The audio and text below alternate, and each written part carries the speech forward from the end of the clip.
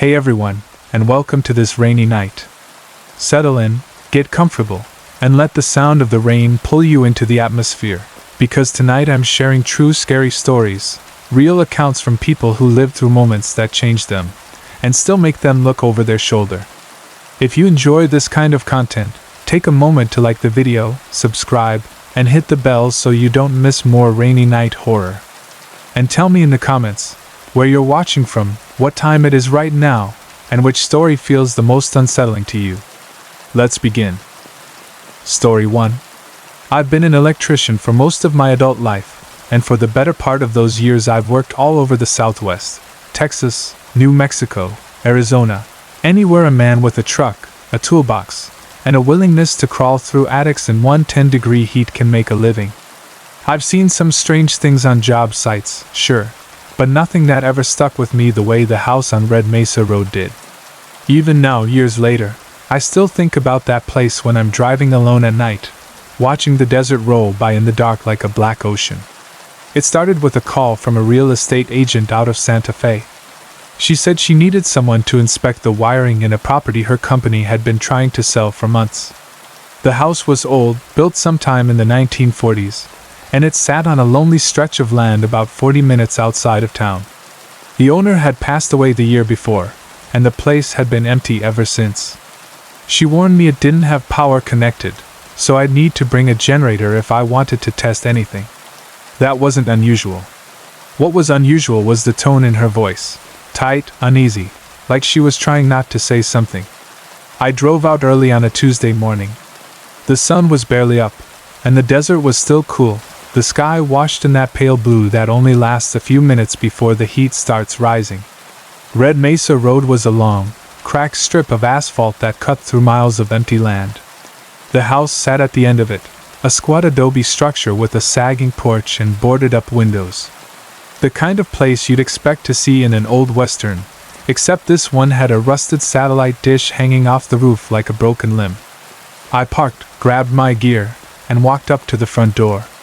The lock was old, but the key the agent gave me worked fine.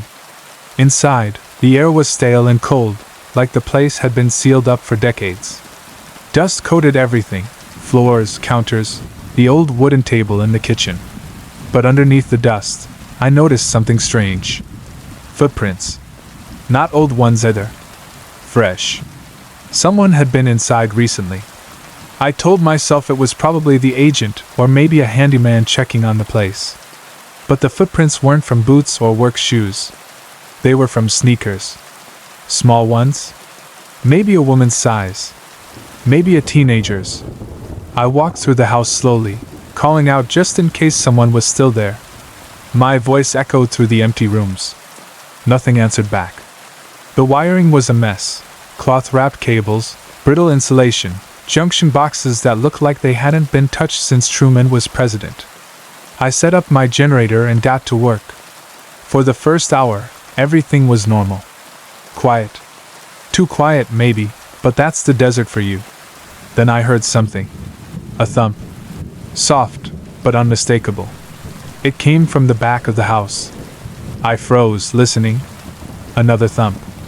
Then a dragging sound, like something heavy being pulled across the floor. I turned off my drill and waited. The house went silent again. I walked toward the sound, my boots crunching on the dusty floor. The hallway was narrow, the walls cracked and peeling. At the end of it was a door I hadn't opened yet. It was newer than the others, solid wood, heavy, with a deadbolt on the outside. That alone made my stomach tighten. You don't put a lock like that on the outside of a room unless you're trying to keep something, or someone, inside. I tried the handle. Locked. I stepped back, thinking. The agent hadn't mentioned any locked rooms. And the key she gave me only opened the front door. I leaned in and listened. Breathing. Slow, ragged breathing. I stumbled back so fast I nearly tripped over my own feet. My first thought was that someone was trapped in there. My second thought was that someone had put them there. I called out, "Hello? Can you hear me?" The breathing stopped. I didn't know what to do. I didn't want to break the door down and get sued by the real estate company. But I also couldn't just walk away. I pulled out my phone and tried calling the agent. No answer. I tried again. Still nothing. I walked outside to get some air and think. The desert was silent except for the wind. My truck sat there in the dirt, the only sign of life for miles. I felt exposed, like someone was watching me from the empty windows of the house. I was about to call the sheriff's office when I noticed something behind the house. Tire tracks. Fresh ones. They led around the back of the property to a small shed I hadn't seen earlier. I followed them, my heart pounding. The shed door was cracked open. Inside, the air smelled like gasoline and something else, something metallic and sour. There were chains hanging from the rafters. A stained mattress on the floor. A bucket in the corner. And on the wall, deep scratches, fingernail scratches, running down the wood. I backed out slowly, my hands shaking. Whoever had been using this place hadn't been gone long. And whoever was behind that locked door inside the house. I didn't want to think about it. I ran back to my truck and grabbed the tire iron. If someone was trapped, I wasn't leaving them there. I rushed back inside, down the hallway, and slammed the iron into the door near the lock. It took 3 hits before the wood splintered enough for me to force it open. The room was dark. The only light came from the hallway behind me. At first, I didn't see anything. Then my eyes adjusted. The room was empty. Completely empty. No furniture. No footprints. No dust disturbed except where the door had broken. And no one inside. But the breathing, I had heard it. I knew I had. I stepped inside, shining my flashlight around. The walls were bare except for one thing, a small metal ring bolted into the floor. A chain lay beside it, snapped clean through. I felt a cold wave wash over me. Someone had been chained there. Recently. And they had gotten free. Or someone had freed them. I turned to leave, but something caught my eye. A piece of paper tucked into the corner of the room. I picked it up. It was a photograph. A girl, maybe 16, smiling at the camera. On the back, written in shaky handwriting, were 3 words. He comes back. My stomach dropped. I heard an engine outside. A vehicle. Pulling up to the house. I killed my flashlight and pressed myself against the wall, listening as the engine shut off. Doors opened. Footsteps crunched on gravel. More than one person. Voices. Low. Male. One of them said, "His truck's here." Another replied, "Then he's still inside." I didn't wait to hear the rest. I slipped out the back door, keeping low, and ran across the desert toward a dry wash about 50 yards away. I didn't look back until I reached the ridge and dropped behind it. 3 men stood outside the house. One of them walked to my truck and looked inside. Another kicked at the dirt, scanning the ground like he was tracking something. I stayed hidden until they went inside. Then I ran. I didn't stop until I reached the highway, where a passing rancher picked me up and drove me straight to the sheriff's office. Deputies went out to the house that afternoon. The men were gone. So was the photograph. So was the chain. The shed had been burned to the ground. The sheriff told me the property had been linked to a missing persons case years earlier, but nothing had ever been proven. The owner had died before they could question him. The men I saw were never identified. The house was demolished 6 months later. But sometimes, when I'm driving through the desert at night, I think about that girl in the photograph. I think about the breathing behind that locked door. And I think about the words written on the back of that picture. He comes back. I don't know who he was. But I know he's still out there. And I know that house wasn't the only place he used. Story 2. I spent almost 25 years working highway patrol across Arizona and Nevada. And in that time I saw more wrecks, more fires, and more broken people than I care to remember. But there's one case that never left me, one that still wakes me up some nights with that same dry desert taste in my mouth, and the feeling that I'm standing on the shoulder of Highway 93 again, staring at something I should have seen sooner. Something I should have stopped. It was June of 1998, The kind of heat that makes the asphalt shimmer like water and turns the inside of your cruiser into a slow cooker. I was working the stretch between Kingman and the Hoover Dam, a long, lonely run of road where people disappear into the desert for hours at a time. You get used to the emptiness out there. You get used to the silence. But that day, the silence felt wrong from the moment I clocked in. Dispatch called around 10 a.m. A family had been reported missing: husband, wife, and their 8-year-old son. They'd left Phoenix the previous afternoon, heading to Las Vegas for a weekend trip. They never checked into their hotel. Their relatives hadn't heard from them. Their credit cards hadn't been used. Their phones went straight to voicemail.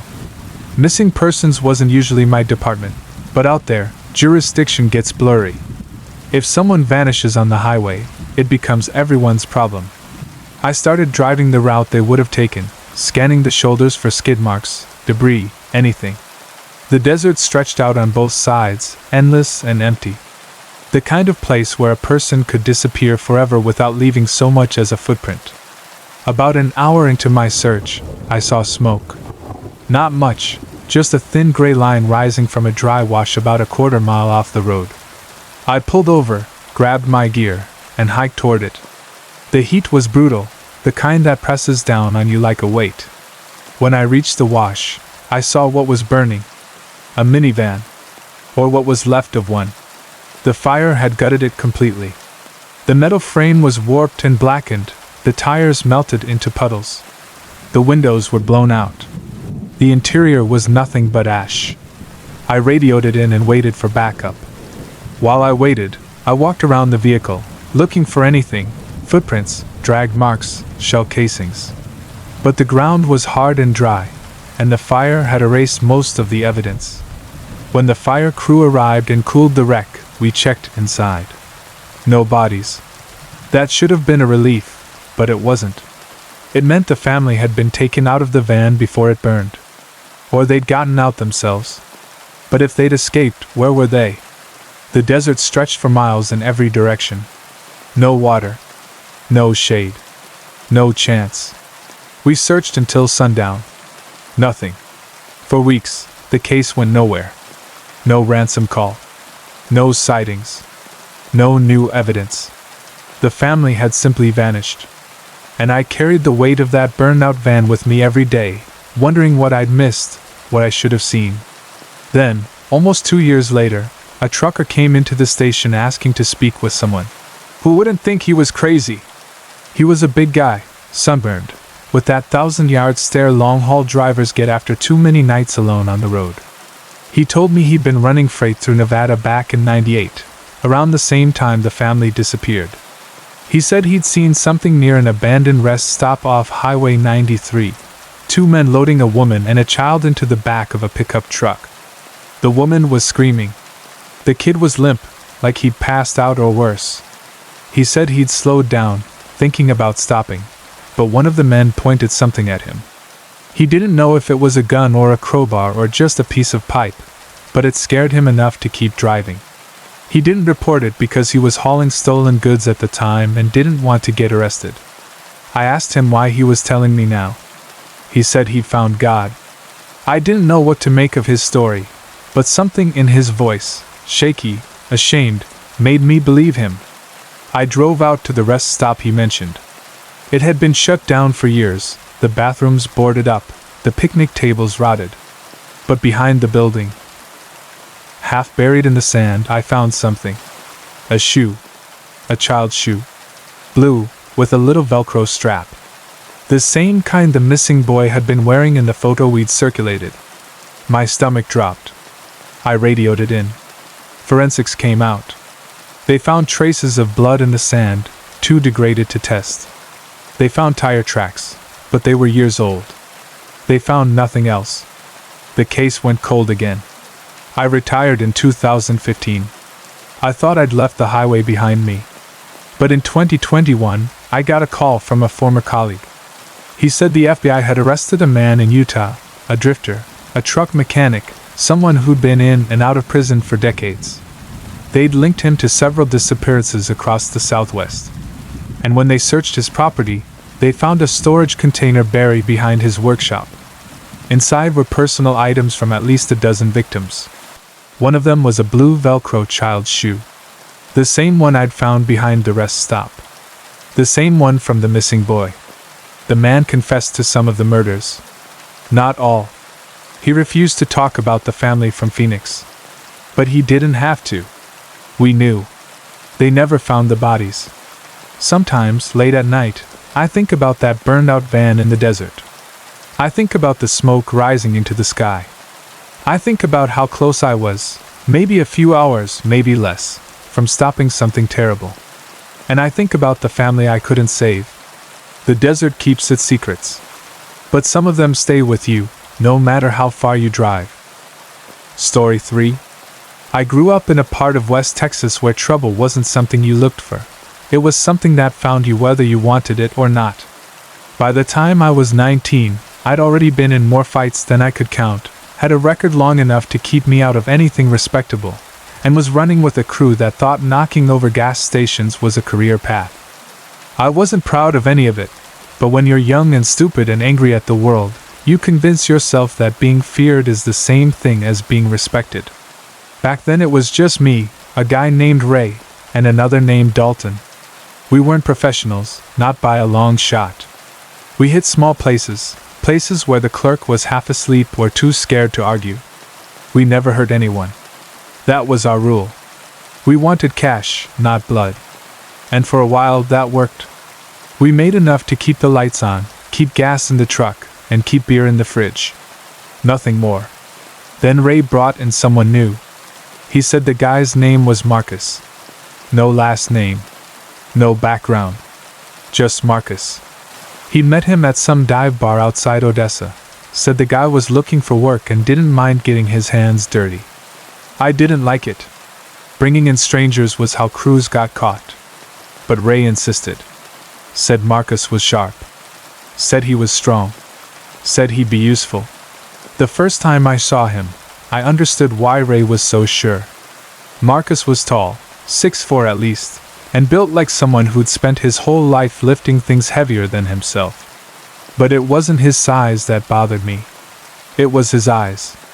They were cold, flat, like he was looking at you the way a butcher looks at a side of beef. Calculating. Detached. Like he was already imagining how you'd look carved open. He didn't talk much. When he did, his voice was low and calm, too calm. The kind of calm that made you think he didn't have the same fear the rest of us did. The kind of calm that made you wonder what he'd done to earn it. The first job we took him on was a pawn shop outside Midland. Easy place. Old man behind the counter, no cameras, no alarms. We'd hit it twice before. This time, though, something felt off from the moment we walked in. The old man looked nervous, more nervous than usual. His hands shook when he opened the register. He kept glancing at Marcus like he recognized him. When we got back to the truck, I asked Marcus if he knew the guy. He said, "Not anymore." I didn't like the way he said it. Like the past tense meant something final. 2 days later, the pawn shop owner was found dead behind his store. Beaten so badly the sheriff said it looked like he'd been hit with a sledgehammer. The register was untouched. Nothing stolen. No sign of a robbery. Ray said it was a coincidence. I knew better. But I didn't say anything. Not yet. The next job was a liquor store in Big Spring. We went in, did our usual routine, got the cash, and got out. Clean. Simple. But as we were driving away, Marcus looked out the back window and said, "He saw my face." Ray shrugged. "So what?" "We wore masks." Marcus didn't answer. He just stared out the window, his jaw tight. The clerk was found dead the next morning. Shot twice in the chest. Execution style. That was when I told Ray we needed to cut Marcus loose. Ray said I was overreacting. Said we didn't have proof. Said Marcus was good for business. I told him Marcus wasn't doing this for business. He was doing it because he liked it. Ray didn't want to hear it. A week later, Marcus asked us to meet him at an abandoned ranch house outside Pecos. He said he had a job lined up. Said it was big. said it would set us up for months. I didn't want to go. Everything in my gut told me not to. But Ray insisted, and Dalton followed Ray, and I wasn't about to let them walk into something alone.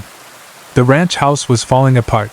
Broken windows, sagging roof, weeds growing up through the porch. Marcus was already inside when we arrived, standing in the middle of the living room like he'd been waiting for us. There was something on the floor behind him. A tarp. A large one. Stained. Dalton asked what was under it. Marcus smiled. It was the first time I'd ever seen him smile. It didn't look right on his face. It looked like something he'd practiced in a mirror. He said, "Proof." Ray stepped forward. "Proof of what?" Marcus pulled back the tarp. It wasn't a what. It was a who. A man. Bound. Gagged. Barely conscious. His face swollen and bloody. His clothes torn. His chest rising and falling in shallow, panicked breaths. Ray stumbled back. Dalton cursed. I felt my stomach twist. Marcus said, "He's a loose end." Ray shook his head. "We don't do this. We don't kill people." Marcus looked at him like he was a child. "You don't." "I do." Dalton reached for his gun. Marcus moved faster than I thought a man his size could move. He grabbed Dalton by the wrist, twisted, and snapped the bone like it was a twig. Dalton screamed and dropped to his knees. Ray lunged at Marcus, but Marcus hit him once, just once, and Ray went down hard, blood pouring from his nose. I didn't think. I just acted.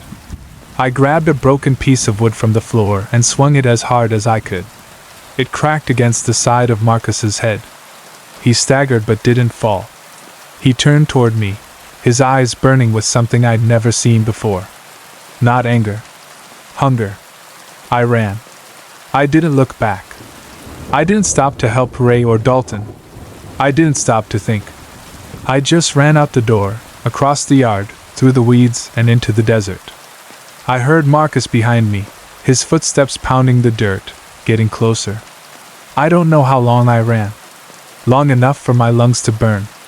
Long enough for my legs to feel like they were going to give out. Long enough to know I wasn't going to make it. Then I heard a gunshot. Then another. Then silence. I kept running until I reached the highway. A trucker picked me up and drove me straight to the sheriff's office. Deputies went out to the ranch house. Marcus was gone. Ray and Dalton were alive barely. The man under the tarp wasn't. They never found Marcus. Not then. Not ever. Sometimes, when I'm lying in bed at night, I think about the way he looked at me in that house. The way he smiled. The way he moved. The way he hunted. And I wonder if he's still out there. If he remembers me. If he's waiting.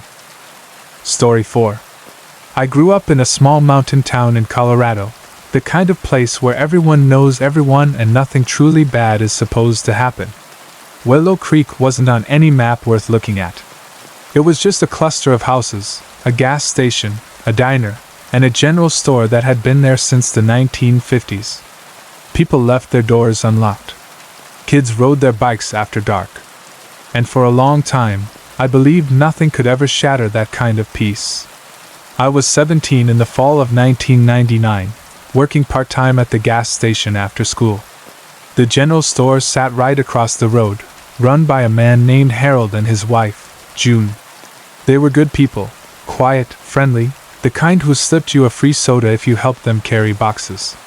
Their daughter, Emily, was a year younger than me. Sweet kid. Always smiling. Always humming some song under her breath. On the night it happened, I was closing up the station. It was cold, the kind of cold that creeps into your bones once the sun drops behind the mountains. I remember seeing the lights still on in the general store. That wasn't unusual. Harold liked to stay late to do inventory. But something felt off. The windows were dark, like the lights were on in the back but not the front. I didn't think much of it. I locked up, got in my truck, and drove home. The next morning, the sheriff's cruiser was parked outside the store. Then another. Then an ambulance. Word spread fast in a town like ours. By the time I got there, half the town was already gathered behind the yellow tape. Inside the store, they found Harold and Emily. Both dead. Shot. Execution style. June was nowhere to be found.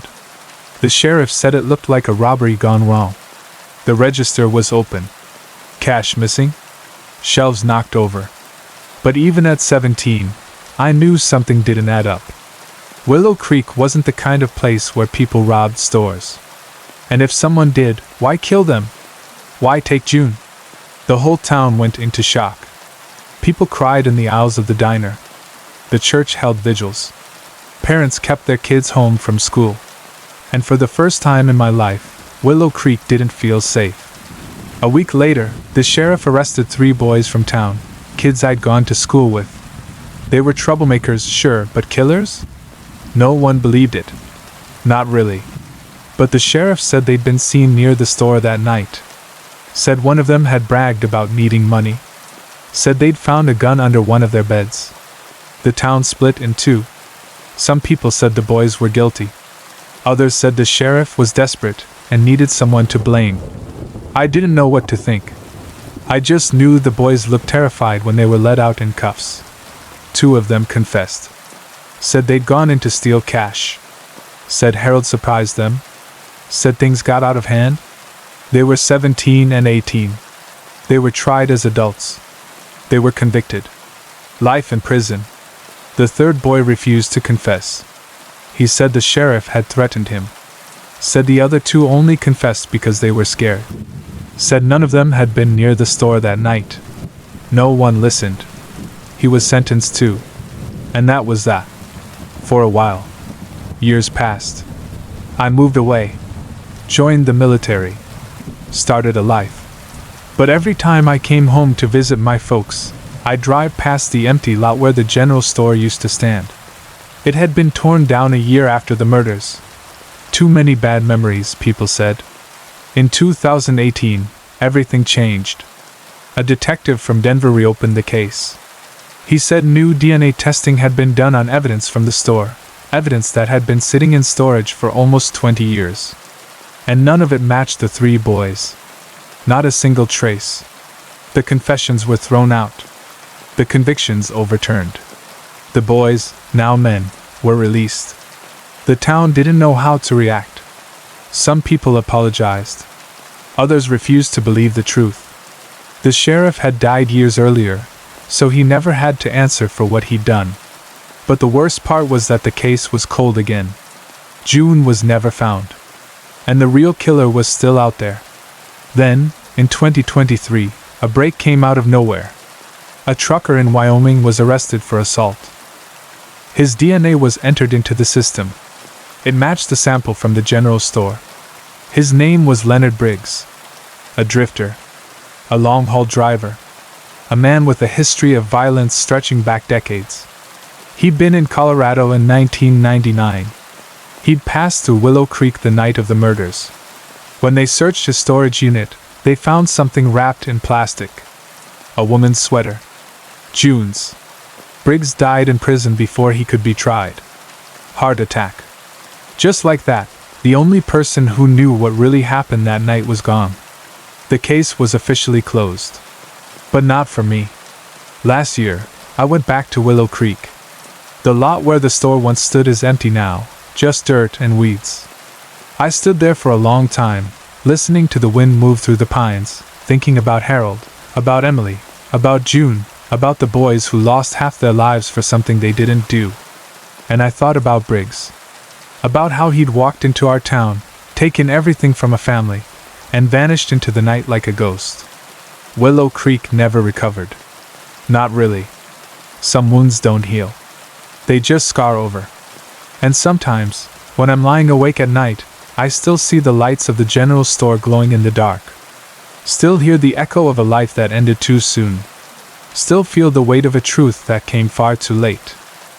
Story 5. I pulled into the parking lot of the motel at exit 47 just after midnight, the kind of hour when even the desert seems to be holding its breath. I'd been driving for almost 10 hours straight, trying to make it from El Paso to Flagstaff in one shot. But somewhere past the New Mexico line my eyes started to burn and the road began to blur. I told myself I'd stop at the next place with a vacancy sign, and that turned out to be a squat, L-shaped building with flickering neon and a gravel lot full of dust-covered pickups. The kind of place where the ice machine hasn't worked since the Clinton administration. I parked near the office, grabbed my duffel, and walked inside. The clerk was a thin man with a sunken face and a voice that sounded like he'd swallowed a handful of gravel. He barely looked at me as he slid the key across the counter. Room 12. Ground floor. No breakfast, no Wi-Fi, no promises. I didn't care. I just needed a bed. The hallway smelled like old carpet and cigarette smoke. The walls were yellowed, the lights dim. I found room 12, unlocked the door, and stepped inside. It wasn't much, just a bed, a table, a TV bolted to the dresser, but it was quiet. Or at least it seemed quiet at first. I'd barely set my bag down when I heard something through the wall. A thud. Then another. Then a muffled voice. I froze, listening. The sound was coming from room 11, the room next to mine. At first I thought it was just someone dropping luggage or stumbling around drunk. Motels like this attract all kinds. But then I heard something else. A sharp, panicked gasp. A choked cry. And then a man's voice, low and angry, saying something I couldn't make out. I walked to the wall and pressed my ear against it. The drywall was thin enough that I could hear movement, shuffling, struggling, something heavy hitting the floor. Then a woman's voice, strained and desperate, whispered, "Please, please don't." My stomach tightened. I stepped back, unsure of what to do. I didn't want to jump to conclusions. Maybe it was a couple fighting. Maybe it was something else entirely. But the tone in her voice, raw fear, made my skin crawl. I opened my door and stepped into the hallway. Room 11's door was closed, the curtains drawn tight. I walked closer, listening. The sounds were clearer now. A man grunting. A woman sobbing. Something scraping across the floor. I knocked. The noise stopped instantly. Silence. Then footsteps approached the door. Slow. Heavy. The kind of footsteps that make you feel like prey. The peephole darkened. Someone was looking at me from the other side. I forced my voice to stay steady. "Everything okay in there?" Silence. Then the peephole lightened again. Whoever was behind the door stepped back. I waited. Nothing. I knocked again. I heard something. Just making sure no one's hurt. Still nothing. I stood there for another few seconds, then backed away. The hallway felt colder than before. I returned to my room, locked the door, and sat on the edge of the bed, listening. For a long time, there was nothing. Then, faintly, I heard the woman again. Not crying this time. Whimpering. Like she was trying not to make a sound. I grabbed my phone and called the front desk. The clerk answered with a bored, "Yeah? There's something going on in room 11, I said. "I think someone might be in trouble." A pause. Then, "Room 11's empty." I blinked. "No, it's not. Someone's in there. No one checked into 11 tonight," he said. "Hasn't been rented in weeks." "That's not possible," I said. "I heard." "You heard wrong," he snapped. "Go to sleep." He hung up. I stared at my phone, my pulse pounding. I knew what I'd heard. I wasn't imagining it. I walked back to the wall and pressed my ear against it again. Silence. Then, suddenly, a soft tapping. 3 taps. Slow. Deliberate. Like someone knocking from the other side of the wall. I stepped back, my breath catching in my throat. The tapping came again. 3 taps. Then a whisper, so faint I almost thought I imagined it. "Help me!" I grabbed my keys and walked out of the room. I didn't care what the clerk said. Someone was in there. Someone needed help. I tried the handle on room 11. Locked. I knocked again. "I'm calling the police," I said. "If someone's hurt, I can help." Silence. Then the sound of something dragging across the floor. Slow. Heavy. Moving toward the door. I stepped back. The peephole darkened again. Then a voice, deep, calm, and wrong, said, "Go back to your room." I felt a chill run down my spine. "I'm not leaving," I said. "Open the door." The voice didn't answer. Instead, I heard the deadbolt slide open. The door cracked. Just an inch. Darkness inside. I leaned forward, trying to see. A single eye stared back at me through the gap. Cold. Flat. Unblinking.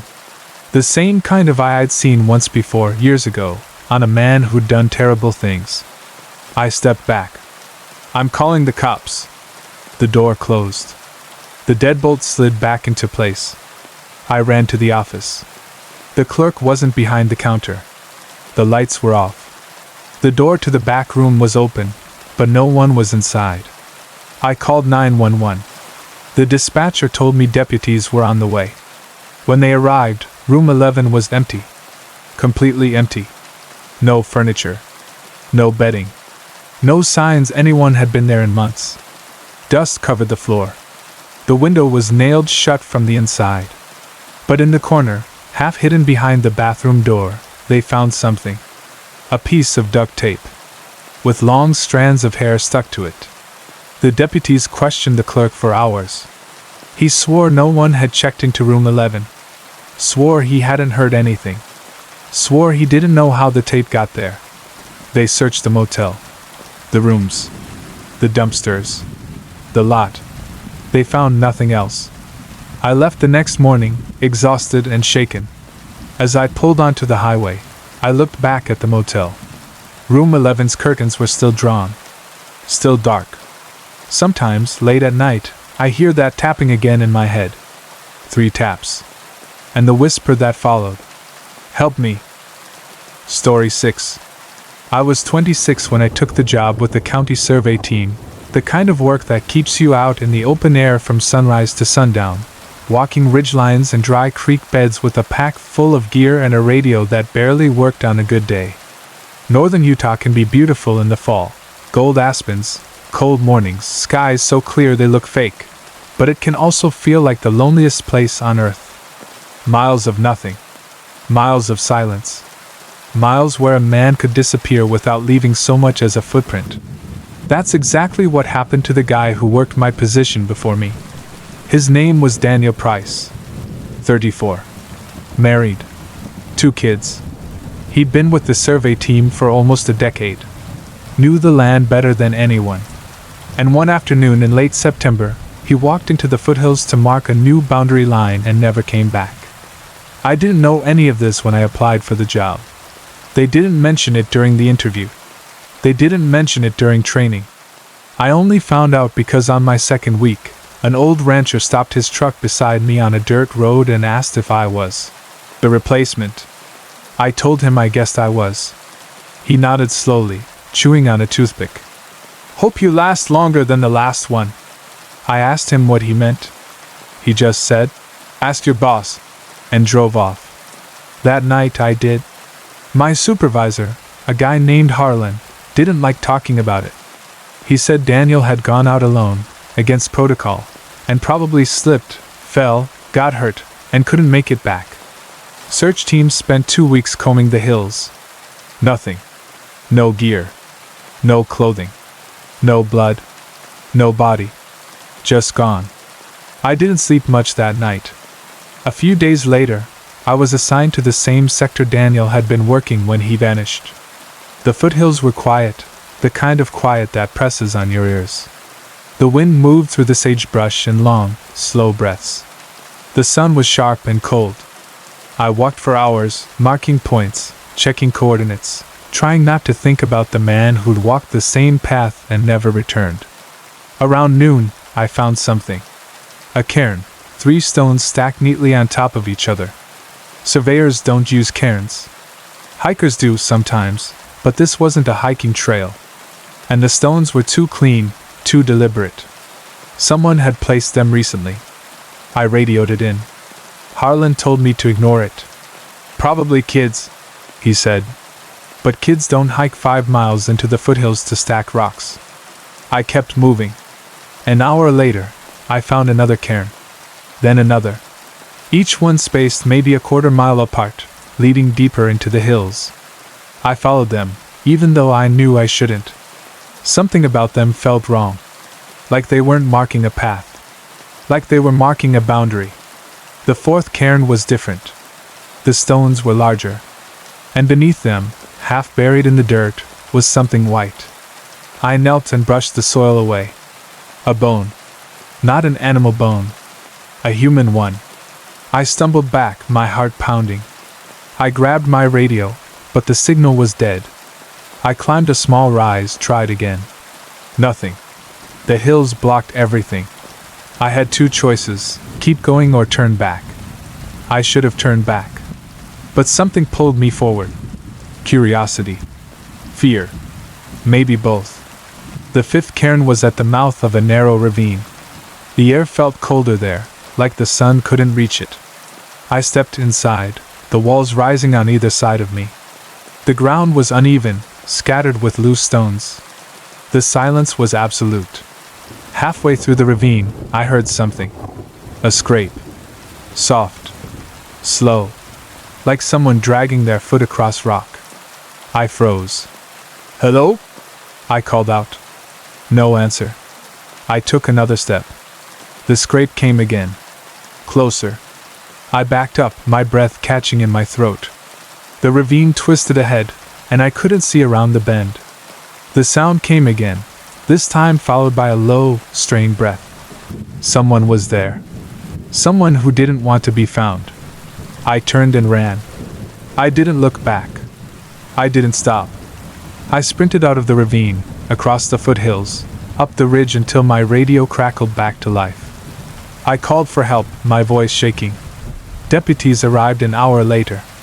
By then, the sun was dipping behind the mountains. We went back to the ravine together. The cairns were still there. The bone was still there. But the ravine was empty. No footprints. No drag marks. No sign anyone had been there. The deputies searched until dark. Found nothing. Told me I'd probably heard an animal. Told me the bone might have been old.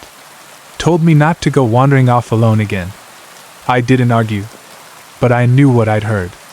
A week later, the sheriff's office called me in. They'd sent the bone to a lab. Human. Adult male. Likely dead 20 to 30 years. Not Daniel. They asked if I'd found anything else. I told them no. I lied. Because 2 days after the search, I'd gone back on my own. I don't know why. Maybe I needed to prove to myself that I hadn't imagined it. Maybe I needed to know what was out there. The cairns were gone. Every single one. But at the mouth of the ravine, pressed into the dirt, was a footprint. A boot print. Fresh. And beside it, a handprint. Fingers long. Spread wide. As if someone had been crouching there, watching. I covered the prints with dirt and left. I quit the job a month later. Sometimes, when I think about Daniel Price, I wonder if he followed the cairns too. If he heard the same scraping sound. If he made it to the bend in the ravine before he realized he wasn't alone. And sometimes, late at night, I dream about that handprint. About how deep it was. About how long the fingers were. About how whatever made it was waiting for me to come closer. Story 7. I was 21 when I moved into the basement apartment on Sycamore Street, a cramped little place with low ceilings, a single window the size of a shoebox, and pipes that groaned like an old man clearing his throat every time someone upstairs turned on a faucet. It wasn't much, but it was cheap, and at that point in my life cheap was all I could afford. I just started working nights at a warehouse on the edge of town, and I figured the apartment would be a place to sleep, shower, and not much else. The landlord, a heavy-set guy named Mr. Collins, handed me the keys without much ceremony. He didn't bother giving me a tour. Just pointed at the door, muttered something about "no loud music," and waddled back upstairs. I remember thinking he seemed nervous, like he wanted to get away from that basement as fast as possible. The first night, I noticed the smell. Not strong, not rotten, just stale. Like old dust mixed with something metallic. I opened the tiny window, but it didn't help. I figured it was just the age of the place. Old buildings have old smells. It wasn't until the second night that I realized the smell was coming from the back wall. The wall with the locked door. I hadn't noticed it at first. The door was painted the same dull beige as the rest of the room, blending into the shadows. But once I saw it, I couldn't stop staring at it. It had no knob, just a keyhole.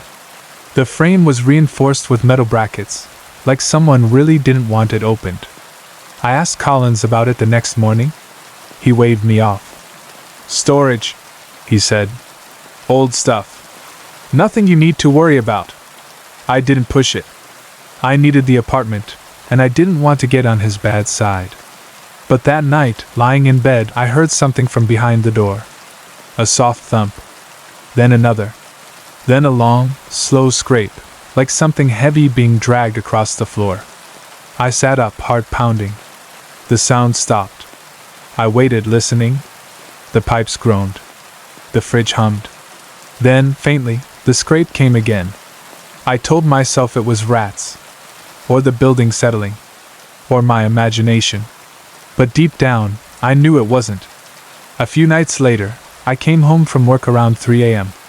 The hallway was dark except for the exit sign glowing red at the far end. As I walked toward my door, I noticed something on the floor. Dust. A trail of it. Leading from the locked door to the middle of the room. Like something had been dragged out. Or dragged back in. I followed the trail with my eyes. It stopped right in front of my bed. I didn't sleep that night. The next morning, I confronted Collins again. He looked exhausted, like he hadn't slept in days. When I mentioned the door, he flinched. "I told you," he said. "It's storage." "What's in there?" I asked. He hesitated. "Just old furniture. Junk. Don't worry about it." But he wouldn't meet my eyes. That evening, I decided to try something. I pushed my ear against the door and listened.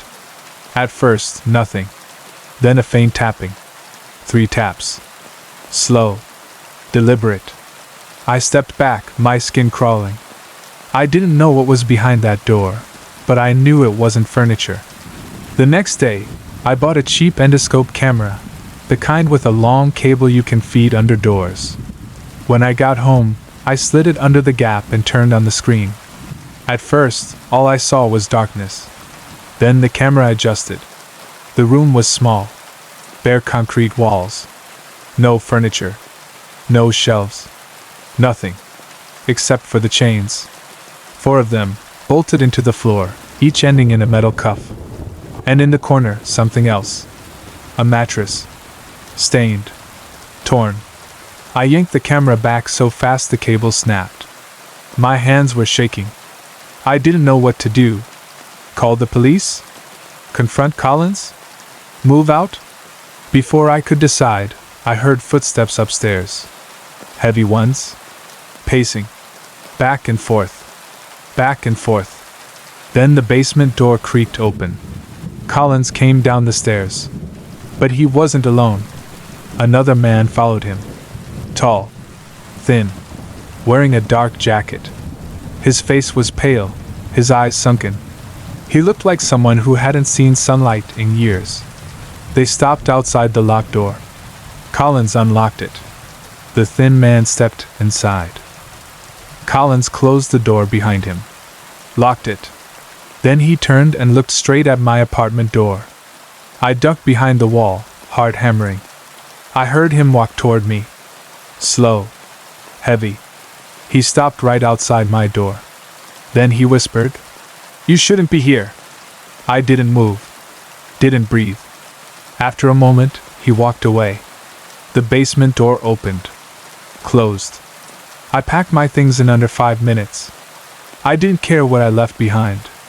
I ran to my truck, threw my bag inside, and drove until the sun came up.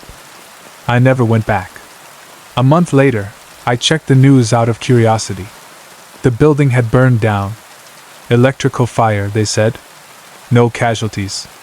But the article mentioned something else. During the cleanup, firefighters found a hidden room in the basement. A room with chains bolted to the floor. A room that had been used recently. They never found Collins. They never identified the thin man. And sometimes, when I'm lying awake at night, I still hear that tapping in my head. 3 taps. Slow. Deliberate. Story 8. I was 19 the summer the old radio tower on Briar Ridge started humming again. Anyone who grew up in our part of Montana knew that tower.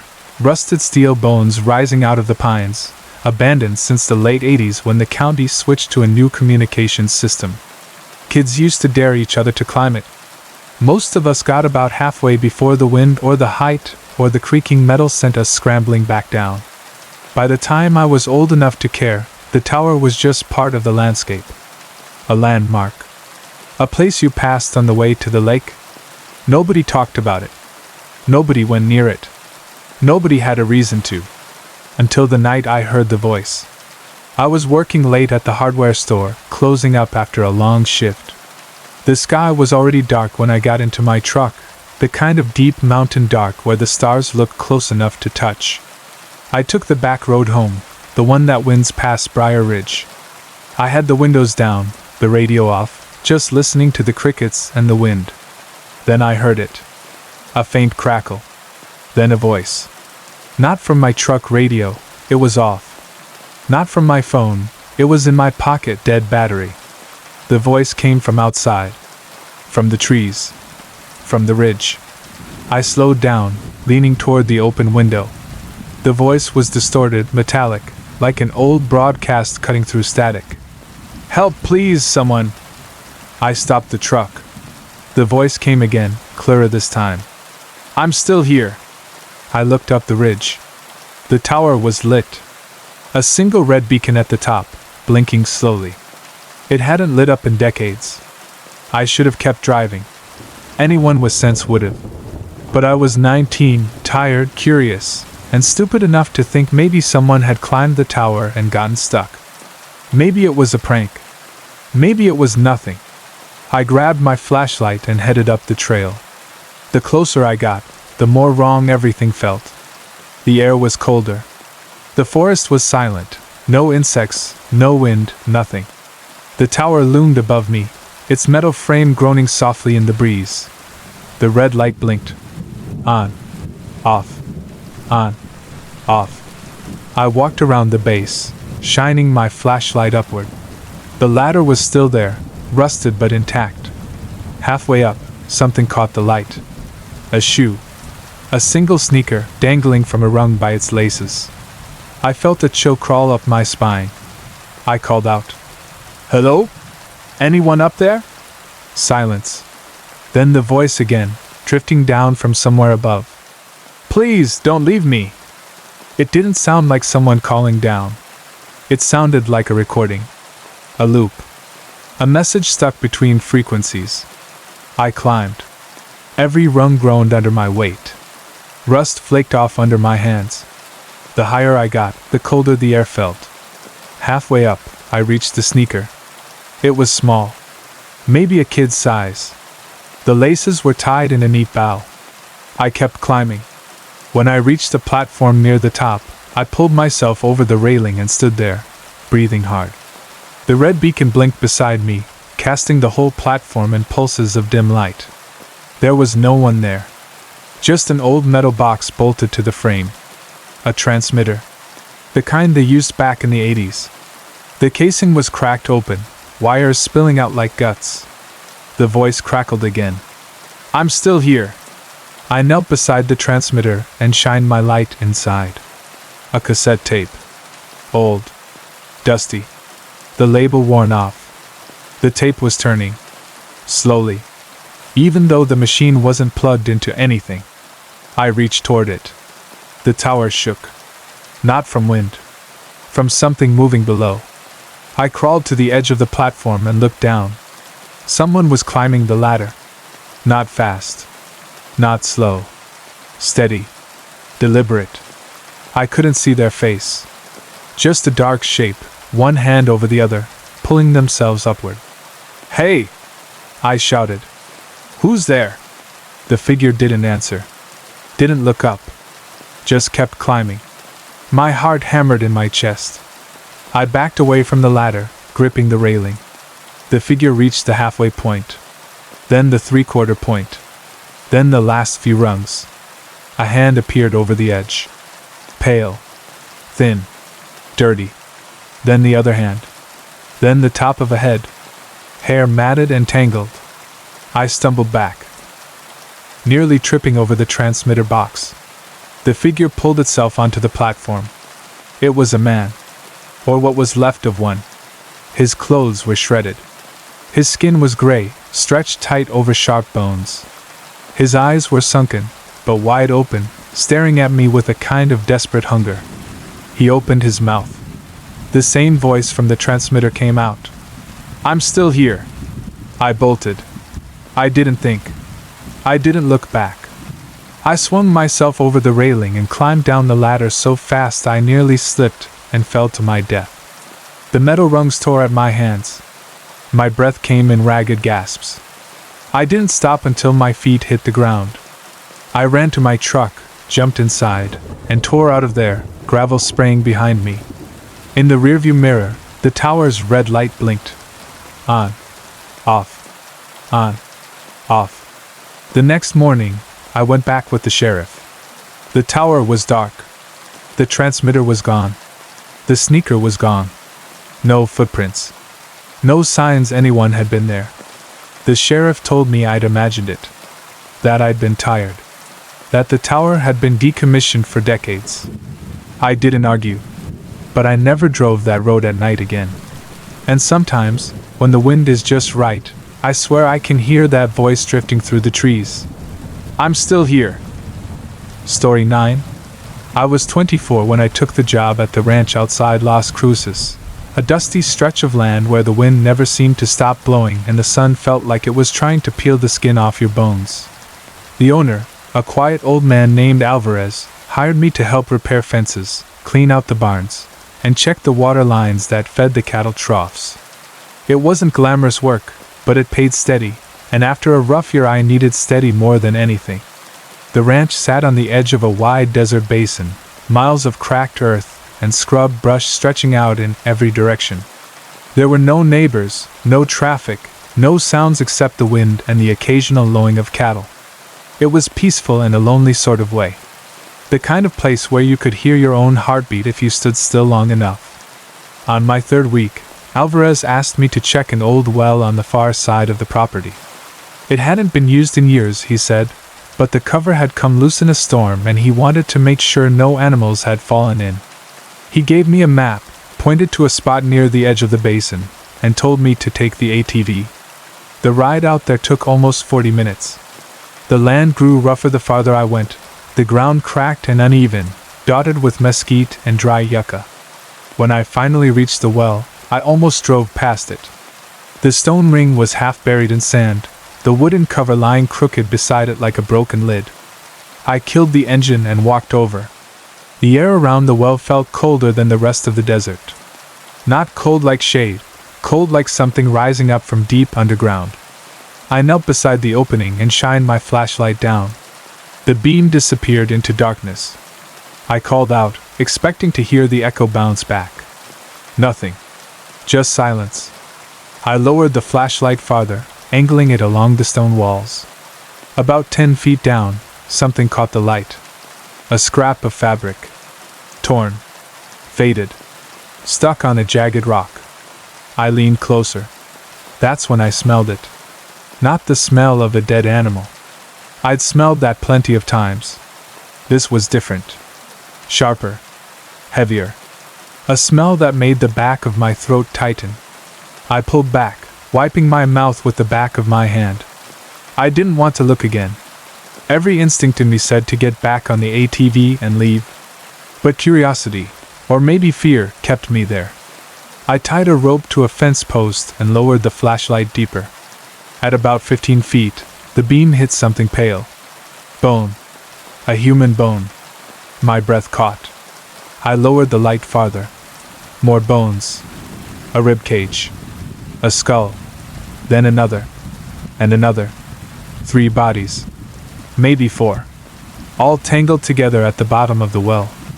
I stumbled back, nearly falling onto the sand. My hands were shaking so badly I dropped the flashlight. It rolled toward the well, stopped at the edge, and shone straight down into the darkness. That's when I saw something else. A hand? Not bone. Not decayed. Fresh. Pale fingers curled around a rock, as if someone had tried to climb out. I scrambled backward, my heart hammering in my chest. I grabbed the flashlight and ran to the ATV, fumbling with the keys. The engine sputtered, then roared to life. I tore across the desert, sand kicking up behind me, the wind stinging my eyes. When I reached the ranch house, Alvarez was sitting on the porch. He stood when he saw my face. "What happened?" he asked. I tried to speak, but the words tangled in my throat. Finally, I managed to say, "The well. There are bodies. People." His expression didn't change. Not shock. Not fear. Just a slow, tired sigh. "I told them to seal it," he said quietly. "Years ago." I stared at him. "You knew?" He didn't answer. Instead, he walked past me, climbed into his truck, and told me to get in. We drove back to the well in silence. When we arrived, he didn't look down. He didn't need to. "They used to cross through here," he said. "Smugglers. Coyotes. They'd bring people across the border, and sometimes things went wrong." I swallowed hard. "So they dumped them here?" He nodded. "The well was already dry. Deep. Hidden. They thought no one would ever find it." I felt sick. "We have to call the sheriff." Alvarez looked at me then. Really looked at me, his eyes dark and tired. "You think the sheriff doesn't know?" he asked. My stomach dropped. He walked back to the truck. "Come on. We're leaving." I didn't move. I couldn't. I kept staring at the well, at the darkness inside it, at the pale hand still visible in the beam of my flashlight. Then I heard something. A sound rising from the depths. A breath. A whisper. A voice. "Help!" I stumbled backward, nearly tripping over my own feet. Alvarez grabbed my arm. "Don't listen," he said sharply. "It's the wind. Nothing more." But it wasn't the wind. I know what I heard. We left the well. Alvarez made me swear not to tell anyone. Said it would bring trouble. Said it would bring the wrong kind of people to the ranch. I quit the next day. A week later, I drove past the property on my way out of town. The well was gone. Filled in. Covered. Erased. But sometimes, when I close my eyes, I still see that pale hand reaching up from the darkness. And sometimes, late at night, I swear I can still hear that voice. Help! Story 10. I was 28 when I picked up the hitchhiker on Route 191, a long stretch of desert highway that cuts through the emptiest part of Arizona like a scar. I'd driven that road 100 times before, hauling equipment, visiting job sites, heading home after long weeks on the road. But that night the sky felt heavier than usual, the stars dimmer, the air thick with the kind of heat that makes the world feel smaller. It was close to midnight when I saw him. A lone figure walking along the shoulder, illuminated for a split second in my headlights. Tall. Thin. Wearing a dark jacket despite the heat. His thumb wasn't out, but he turned his head as I passed, and something in the way he looked at me, tired, hollow, desperate, made me slow down. I should have kept driving. Everyone knows better than to pick up strangers on desert highways. But I pulled over. He jogged up to the passenger door, opened it without asking, and slid inside. His movements were smooth, almost too smooth, like he'd rehearsed them. He didn't smell like sweat or dust or the road. He didn't smell like anything at all. "Thanks," he said quietly. His voice was flat. Emotionless. Like he was reading from a script. "No problem," I said. "Where you headed?" He stared straight ahead. "North. Route 191 runs north for almost 200 miles. I didn't ask for specifics. We drove in silence for a while. The road stretched out in front of us, empty and dark. The only sound was the hum of the engine and the faint rattle of tools in the back of my truck. After a few minutes, I noticed his hands. They were clean. Too clean. No dirt. No calluses. No cuts. No sunburn. Just pale, smooth skin, like he'd never worked a day in his life. "You from around here?" I asked. He didn't answer. I glanced at him. His eyes were fixed on the road, unblinking. His jaw was tight. His breathing slow and steady. "You okay?" I asked. He turned his head toward me. His eyes were dark. Empty. Like looking into a well with no bottom. "Do you believe in second chances?" he asked. The question hit me like a punch. "What?" He looked back at the road. "Some people don't deserve them." A chill crawled up my spine. I gripped the steering wheel tighter. "What's that supposed to mean?" He didn't answer. We drove another mile in silence. Then he spoke again. "You should slow down." I frowned. "Why?" He pointed ahead. A car was parked on the side of the road. Hazard lights blinking.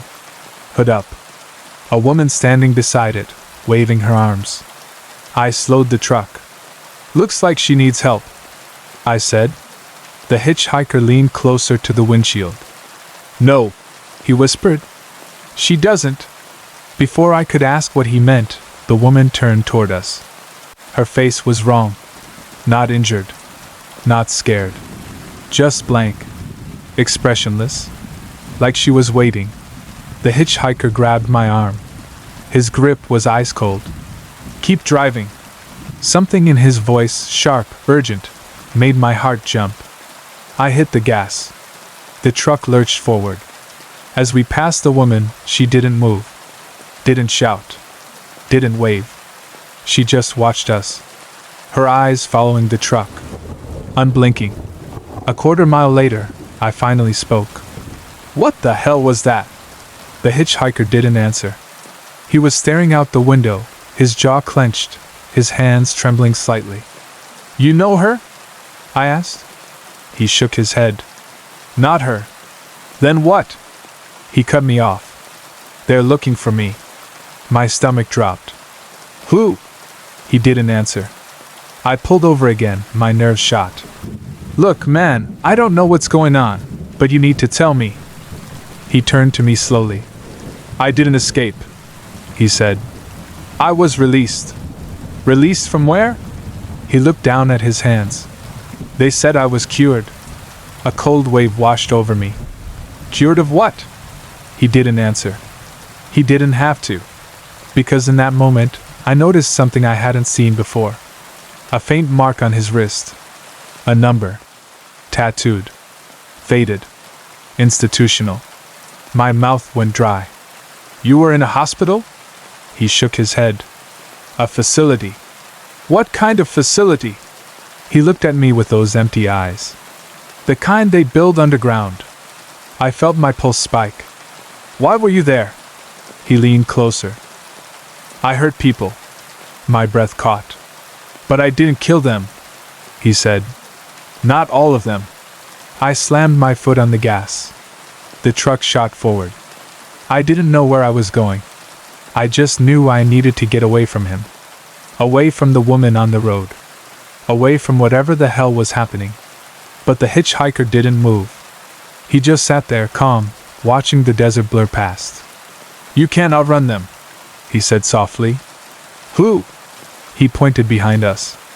I looked in the mirror. Headlights. 2 sets. Then 3. Then 4. All approaching fast. "They want me back," he said. "But they don't want witnesses." My blood turned to ice. "What do I do?" I whispered. He looked at me with something almost like pity. "You should have kept driving when you saw me." The headlights grew closer. Brighter. Faster. I gripped the wheel, my heart pounding so hard I could barely breathe. And then, the hitchhiker opened the door. At 70 miles an hour. He stepped out. Not fell. Stepped. and vanished into the darkness. The headlights behind me swerved, then disappeared. Just like that. I didn't stop driving until I reached the next town. I parked in front of a diner, stumbled inside, and sat there until sunrise, shaking, unable to speak. I told the sheriff what happened. He didn't believe me. Said no one had escaped any facility.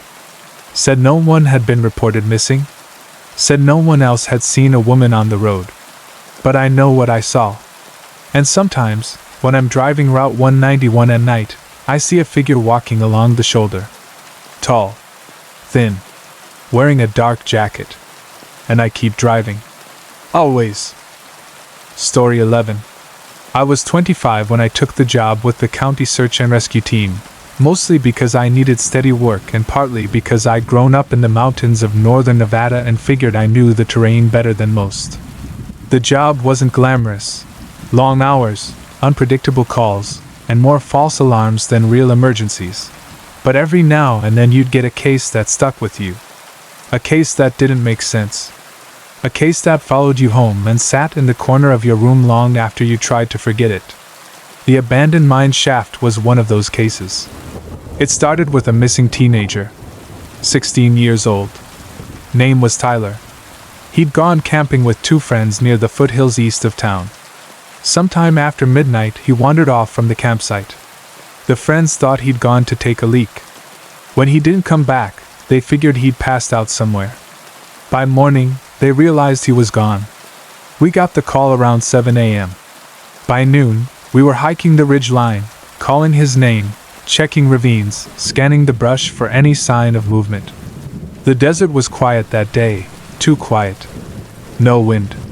No birds. Just the crunch of our boots on the gravel and the occasional crackle of the radio. Around 2 p.m., I found the first sign. A footprint. Small. Fresh. Leading toward the old mining district. The mines had been shut down for decades. Most were collapsed or sealed. But some still had openings big enough for a person to slip through. Dangerous as hell. Unstable. Dark. A place where a kid could fall 50 feet and never be found. I radioed the team and followed the tracks. They led to a narrow ravine, then to a slope of loose rock, and finally to a dark hole in the hillside. The entrance was half collapsed, the wooden beams rotted and splintered. A cold draft seeped out from inside, carrying a smell like damp earth and rust. I called out, "Tyler! You in there?" Silence. I stepped closer, shining my flashlight into the darkness. The beam disappeared almost immediately, swallowed by the black. I should have waited for backup. But something in the air, something heavy, something wrong, made me feel like waiting wasn't an option. I ducked inside. The temperature dropped instantly. My breath fogged in front of me. The tunnel sloped downward, the walls narrowing as I walked. Old rails ran along the floor, half buried in dirt. The air smelled stale, untouched. About 50 feet in, I found something. A backpack. Tyler's.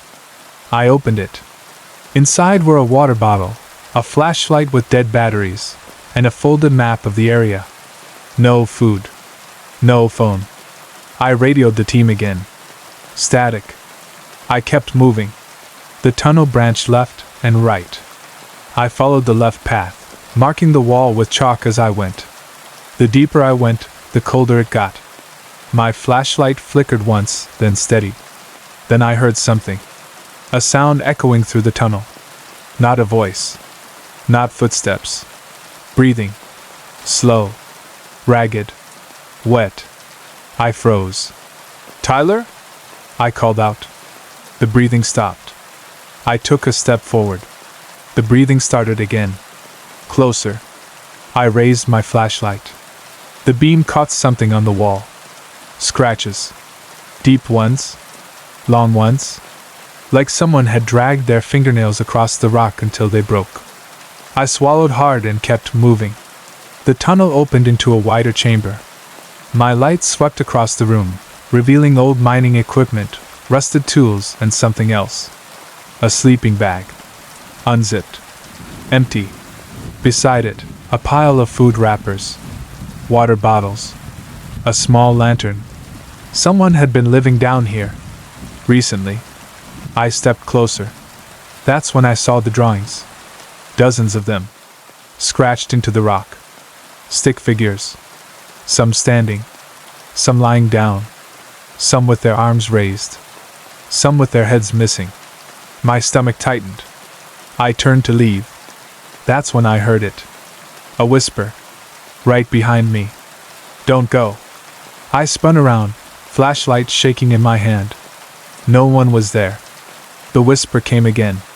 Stay. I backed toward the tunnel, my heart pounding so hard I could barely breathe. Then I saw movement. A figure. Crouched in the far corner of the chamber. Small. Thin. Shaking. Tyler? I whispered. The figure lifted its head. It wasn't Tyler. The face was gaunt, hollow, eyes sunken deep into the skull.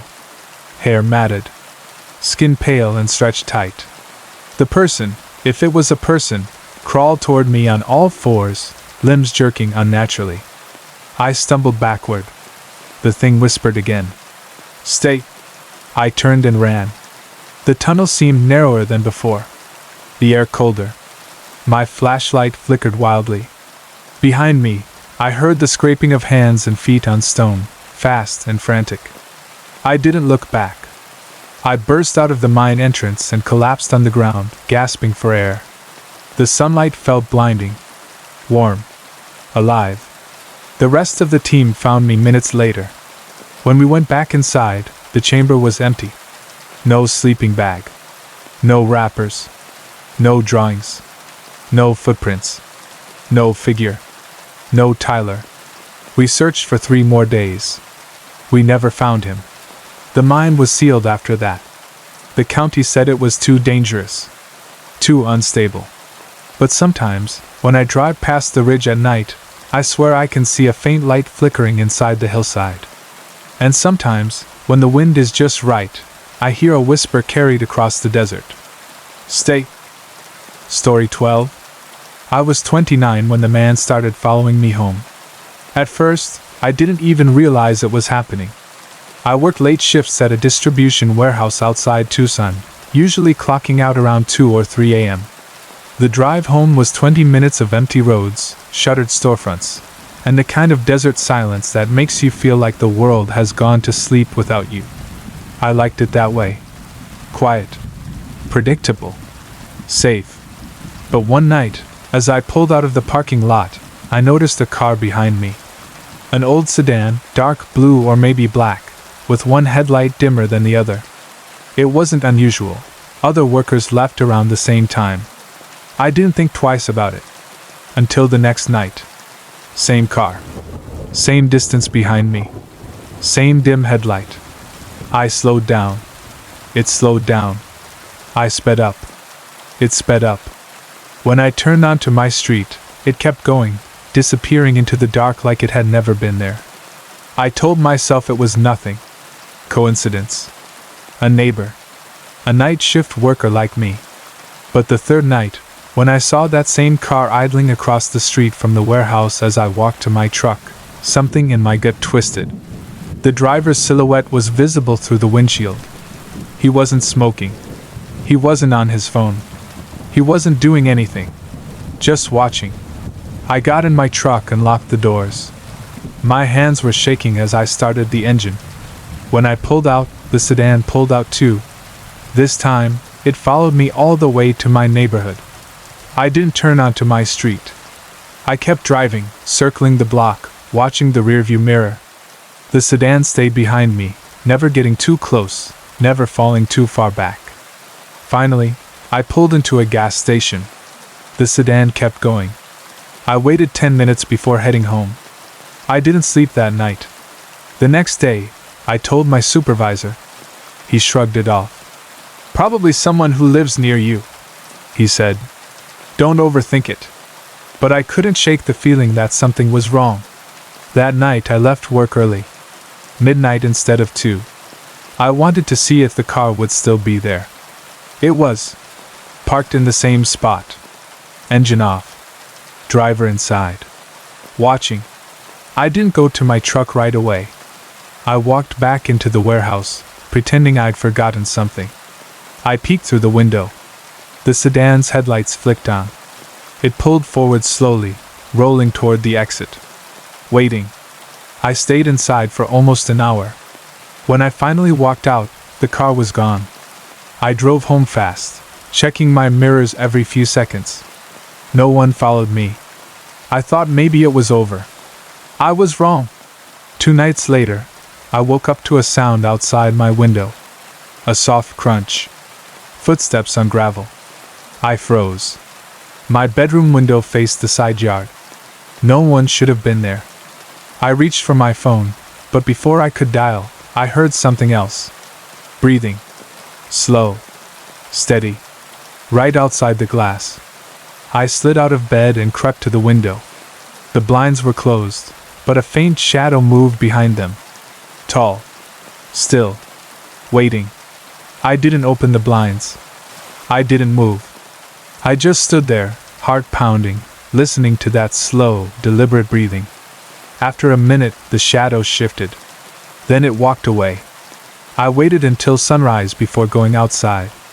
There were footprints in the gravel. Large ones. Leading from the street to my window. And then back again. I called the police. They took a report, told me to install cameras, told me to call if it happened again. They didn't sound hopeful. That night I didn't go to work. I sat in the dark living room with the lights off, watching the street through a crack in the curtains. At 2:17 a.m., the sedan appeared. It rolled slowly down the street, engine barely audible, headlights dim. It stopped in front of my house. The driver didn't get out. He just sat there, watching. I grabbed my phone. Before I could dial, the sedan's headlights flicked off. The car door opened. A man stepped out. Tall. Thin. Wearing a dark jacket. He walked toward my house. Not fast. Not slow. Just steady. Deliberate. I backed away from the window, my breath catching in my throat. I heard him step onto the gravel. Heard the crunch of each footstep. Heard him stop right outside my front door. Silence. Then, a soft knock. 3 taps. Slow. Measured. I didn't move. Another knock.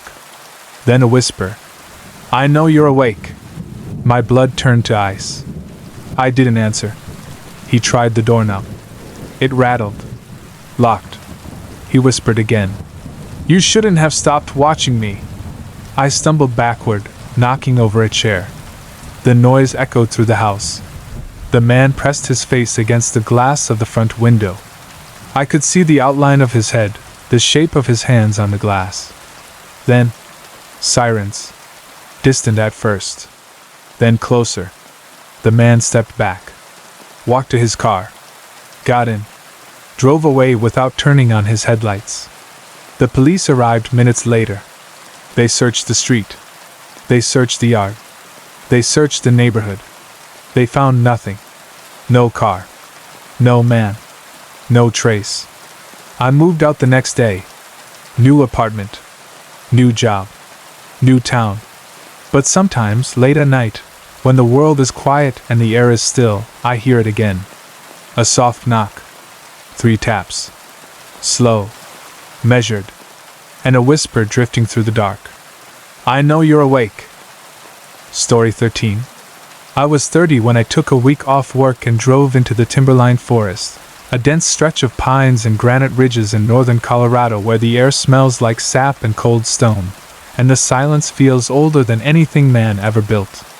I'd been there a few times as a kid, camping with my dad, but this time I went alone. I needed the quiet. I needed the distance. I needed to get away from the noise of my life for a while. I rented a small cabin deep in the woods, miles from the nearest town. It was old, older than it looked in the listing photos, with a sagging porch, a tin roof that rattled in the wind, and windows that seemed too dark even during the day. The owner left the key under a rock by the steps. No check-in, no paperwork, no neighbors. Just me and the forest. The first night was peaceful. I made a fire, cooked a simple meal, and sat outside listening to the wind move through the trees. The forest was quiet, but not empty. Branches creaked, owls hooted, something small scurried through the underbrush. Normal sounds. Familiar sounds. It wasn't until the second night that things changed. I woke up around 3 a.m. to a noise outside the cabin. Not an animal. Not the wind. Footsteps. Slow.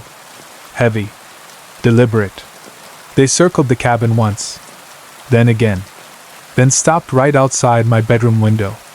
I held my breath, staring at the ceiling, listening. The footsteps were close. So close I could hear the faint crunch of pine needles under each step. Then something brushed against the wall. A hand? Or something like a hand.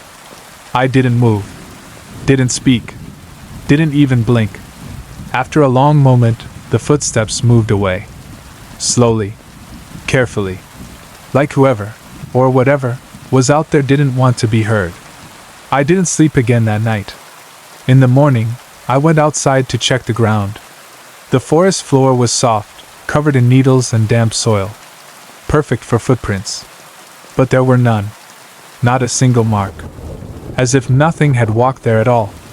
I tried to shake it off. Told myself I'd imagined it. Told myself it was an animal. Told myself anything that would let me stay one more night. That evening, I built another fire. The woods felt different, quieter, heavier, like the trees were leaning in to listen. I kept glancing over my shoulder, expecting to see someone standing at the edge of the clearing. No one was there. But the feeling didn't go away. Around midnight, I went inside and locked the door. The cabin had 2 locks, a flimsy latch and a deadbolt that felt older than I was. I checked them both twice. Then I checked the windows. Then I checked the back door. Everything was locked. I sat on the couch, listening to the fire crackle in the stove. Then, a knock. Soft. 3 taps. Slow.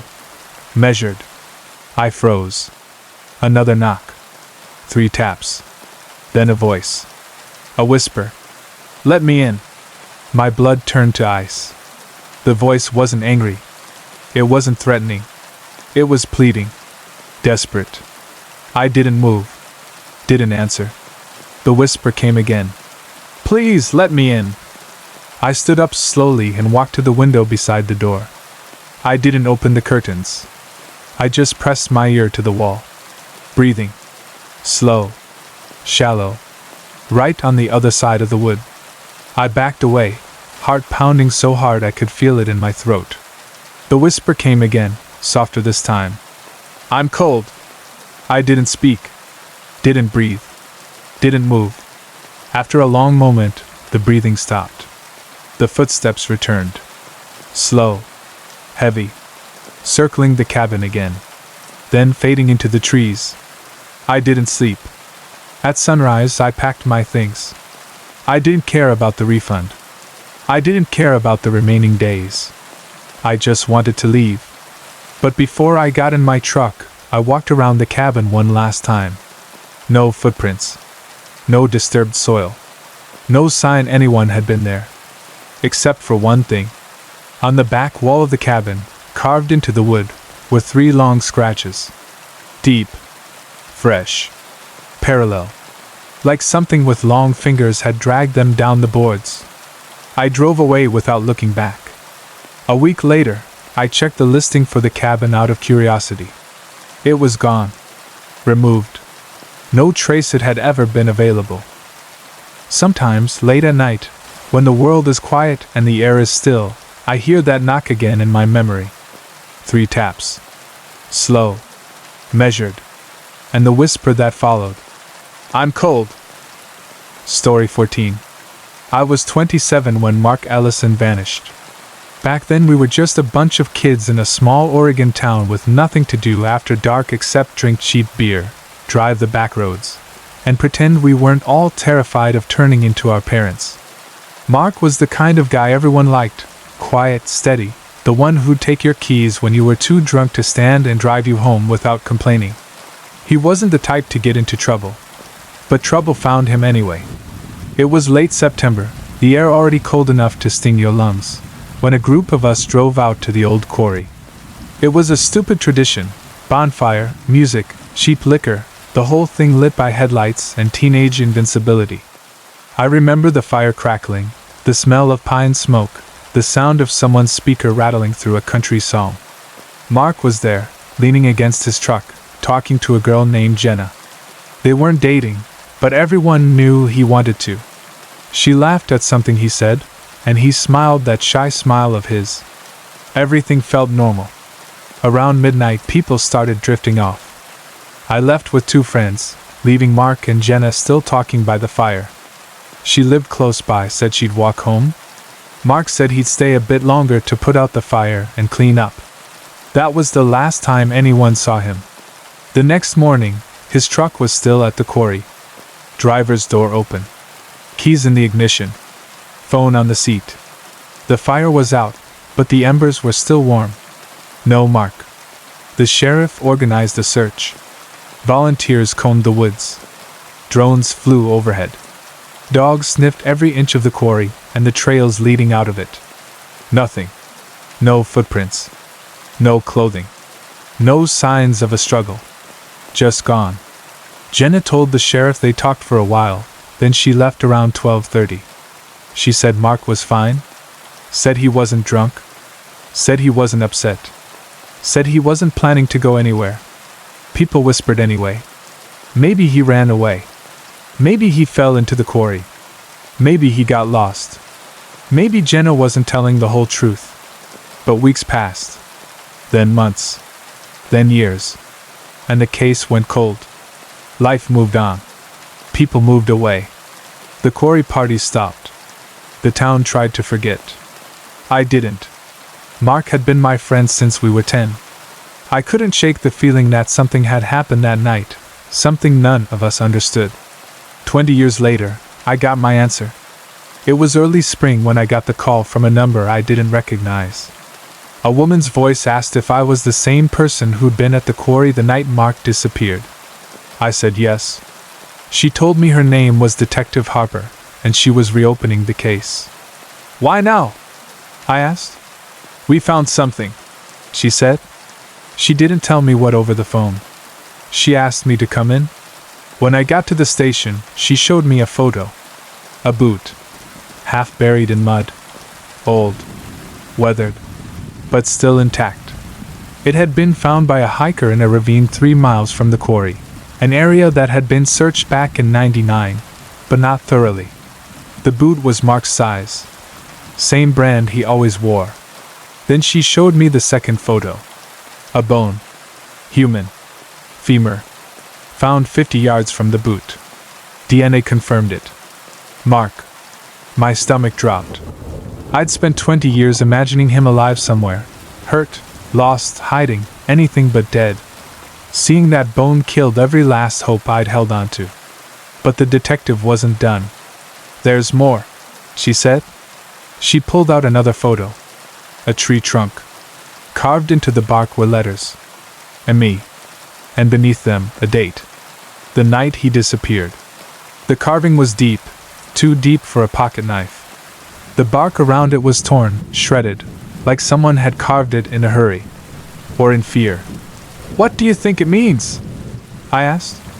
She hesitated. We found something else near the tree. She slid another photo across the table. A handprint. Pressed into the dirt. Large. Deep. Too deep. Like whoever made it had weighed far more than a person should. I felt a cold shiver crawl up my spine. That wasn't Mark's, she said quietly. I swallowed hard. So what are you saying? She leaned back in her chair. We don't know what happened to him. But whatever it was, he wasn't alone. The investigation went on for months. They found more bones. More scraps of clothing. More signs that Mark had run, really run, through the woods that night. But they never found who or what he was running from. The case was closed again. Unsolved. Sometimes, when I drive past the quarry, I stop and look at the tree line. The woods are quiet now, but not peaceful. Not empty. There's a heaviness there, like the trees remember something they wish they didn't. And sometimes, when the wind blows just right, I swear I hear footsteps in the brush. Heavy ones. Too heavy. Like something still out there is walking the same path Mark took that night. And waiting. Story 15. I was 32 when I took the night shift at the freight yard outside Bakersfield, a sprawling maze of steel tracks, rusted boxcars, and floodlights that buzzed like angry insects. The place never really slept. Trains rolled in at all hours, brakes screeching, engines rumbling, metal clanging, but the nights had a different feel. Quieter. Emptier. Like the whole yard was holding its breath. I'd been there maybe 3 months when the disappearances started. Not official ones. Not the kind that make the news. These were the kind only workers noticed. Guys who didn't show up for their shift, didn't answer their phones, didn't come back for their last paycheck. At first, no one thought much of it. Freight yard work is rough. People quit without warning all the time. But then it happened again. And again.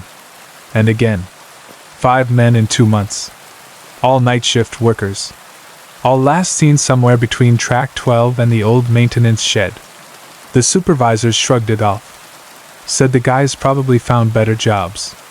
Said turnover was normal. Said we shouldn't worry. But we did. Because the freight yard wasn't normal.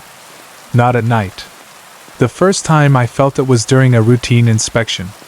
I was walking between 2 rows of parked boxcars, flashlight cutting through the dark, when I heard footsteps behind me. Slow. Heavy. Matching my pace. I turned. No one there. I kept walking. The footsteps started again. I spun around, shining the light into the shadows. Nothing. Just the wind rattling loose metal. I told myself it was nerves. Long hours. Too much caffeine. But the feeling didn't go away. The sense that someone was watching. Following. Waiting. A week later, I found the first sign something was wrong. A glove. Lying beside track 12. Not torn. Not dirty. Just placed there. Like someone had set it down carefully. I picked it up. Inside was a name written in marker. One of the missing workers. I brought it to my supervisor. He barely glanced at it. Probably dropped it, he said. He's been missing for 3 weeks, I said. He shrugged. People lose things. I walked out of his office with the glove still in my hand. That night, I went back to track 12. The air felt colder there, even though the rest of the yard was warm. The floodlights flickered overhead, casting long, jittery shadows across the gravel. I walked slowly, listening. Halfway down the track I heard it. Breathing. Not mine. Not close. But deep. Slow. Coming from inside one of the boxcars. I climbed up and slid the door open a few inches. The smell hit me first. Damp. Rotting. Like old earth mixed with something metallic. I shined my flashlight inside. The beam caught something on the floor. Scratches. Deep ones. Long ones. Like someone had dragged their fingernails across the metal until they broke. I stepped back, heart pounding. The breathing stopped. The boxcar went silent. I closed the door and walked away fast, trying not to run. The next night, another worker disappeared. His lunchbox was found beside the maintenance shed. Still full. Still cold. Like he'd set it down moments before vanishing. I couldn't shake the feeling that whatever was happening wasn't human. Or if it was, it wasn't someone who belonged in the yard. 2 nights later, I found out I was right.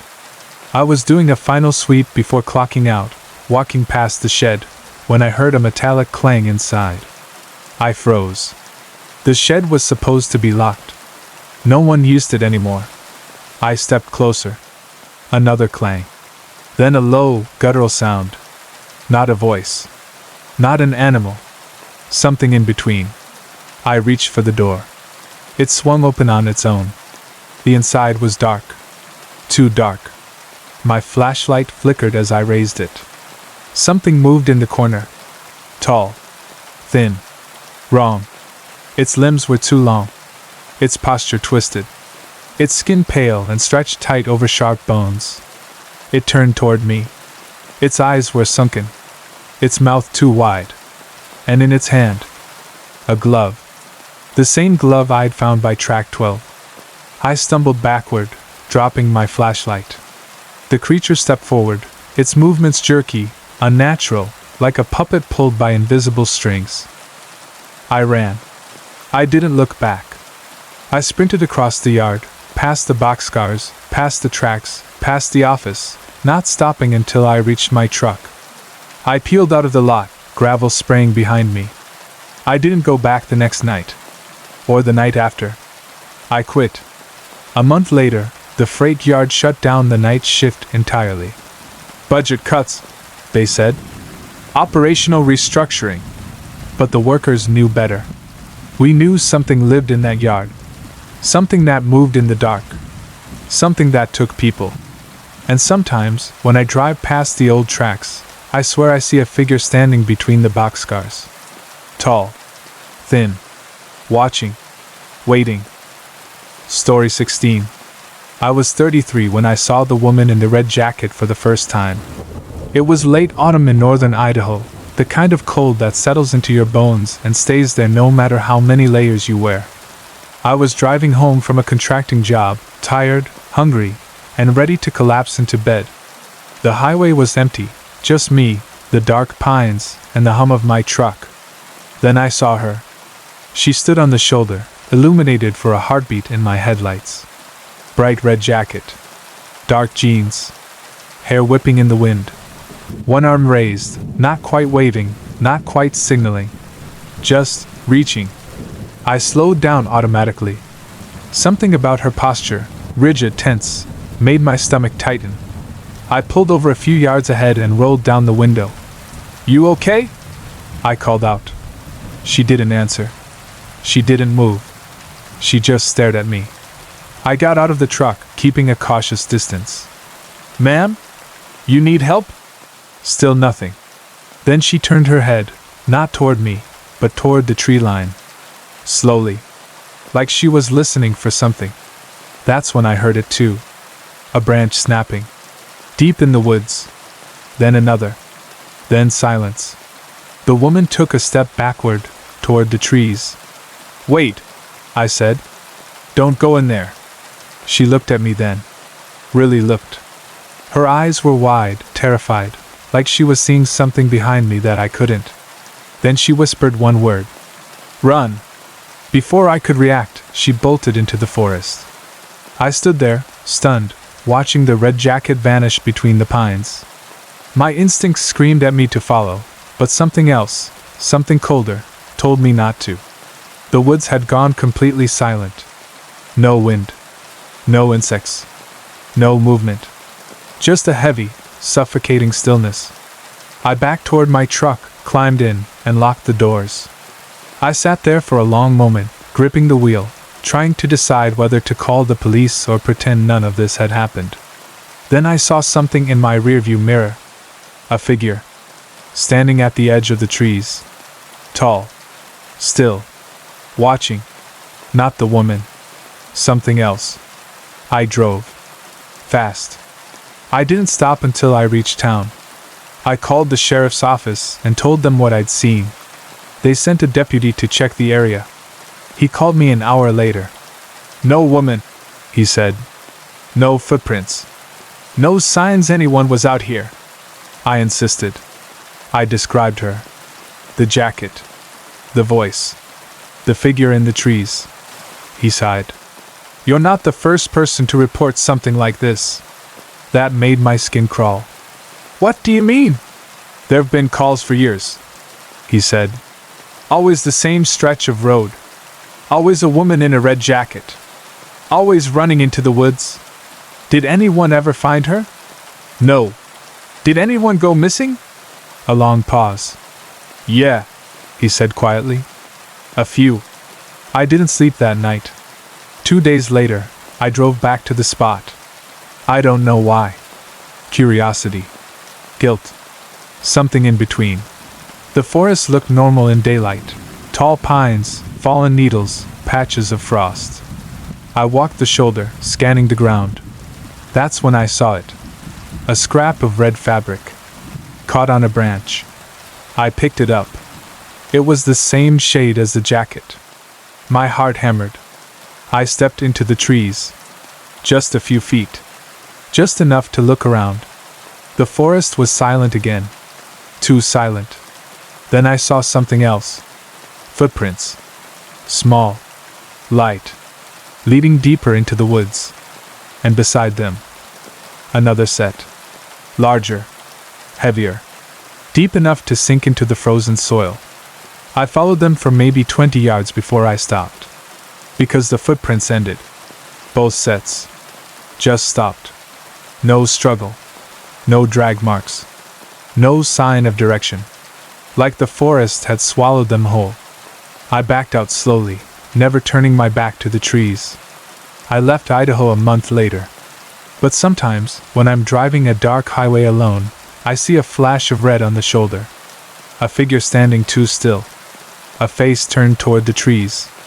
And I hear her voice again. Run. Story 17. I was 34 when I moved into the basement apartment on Alder Street, a cramped little unit beneath an old Victorian house that had been chopped into rentals sometime in the 70s. The ceilings were low, the pipes rattled whenever someone upstairs flushed, and the only window was a narrow slit near the ceiling that looked out at a retaining wall. It wasn't much, but the rent was cheap, and after my divorce I needed cheap more than I needed comfort. The landlord, Mrs. Halpern, was a tiny woman in her 70s with sharp eyes and a voice like gravel. She handed me the keys without small talk and told me two things. Don't leave food out. Don't go into the storage room. I didn't ask questions. I just nodded and carried my boxes down the narrow staircase into the dim, musty space that would be home for the next year. The first night, I noticed the smell. Not strong, just a faint, sour odor coming from the back wall. I figured it was mold. Old buildings always have mold. I opened the window, but it didn't help. The smell lingered, clinging to the air like something that didn't want to leave. The second night, I heard the noise. A soft thump. Then another. Then a long, slow scrape, like something heavy being dragged across concrete. It came from behind the storage room door. The one I wasn't supposed to open. I told myself it was the house settling. Pipes. Rats. Anything but what it sounded like. But the noise came again the next night. And the next. Always after midnight. Always slow. Always deliberate. One evening, curiosity got the better of me. I pressed my ear to the storage room door. The wood was cold. The smell was stronger here, damp, metallic, sour. I listened. At first, nothing. Then, a whisper.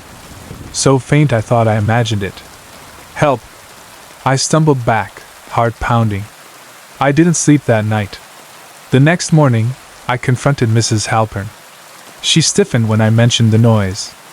You stay out of that room, she snapped. It's not for tenants.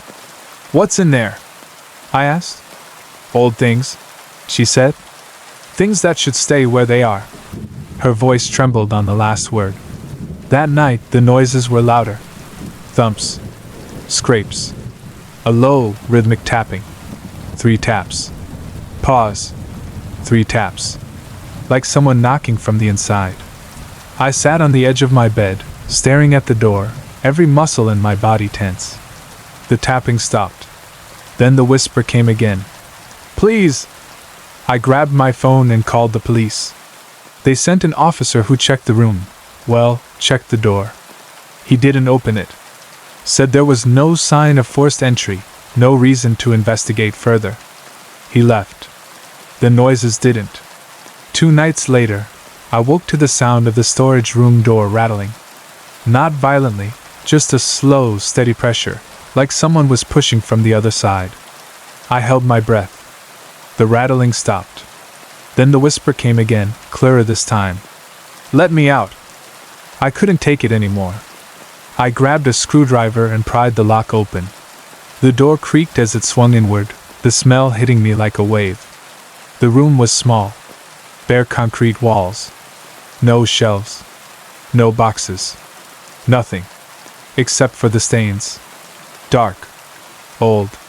Spread across the floor in long, uneven streaks. And in the far corner, a chain, bolted to the wall. The cuff at the end was open. Empty. I backed out of the room, shaking so hard I nearly dropped the screwdriver. I slammed the door shut and ran upstairs to confront Mrs. Halpern. Her apartment door was open. The lights were off. The place was empty. No furniture.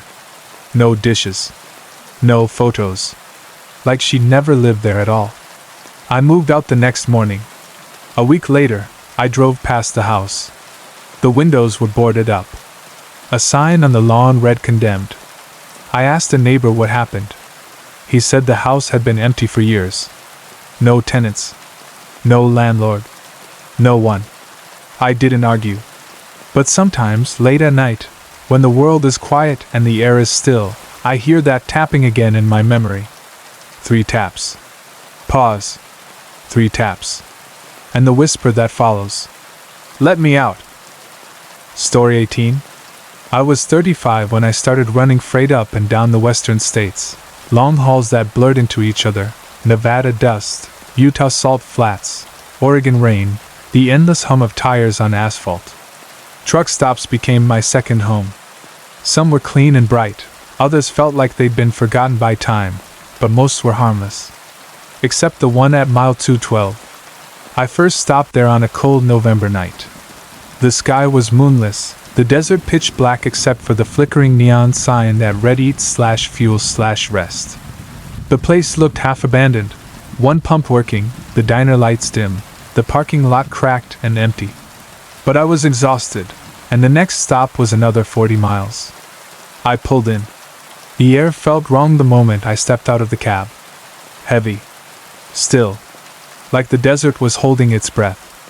Inside the diner, a single waitress stood behind the counter, staring at the wall.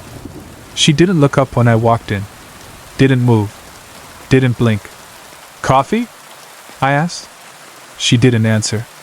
I cleared my throat. You open?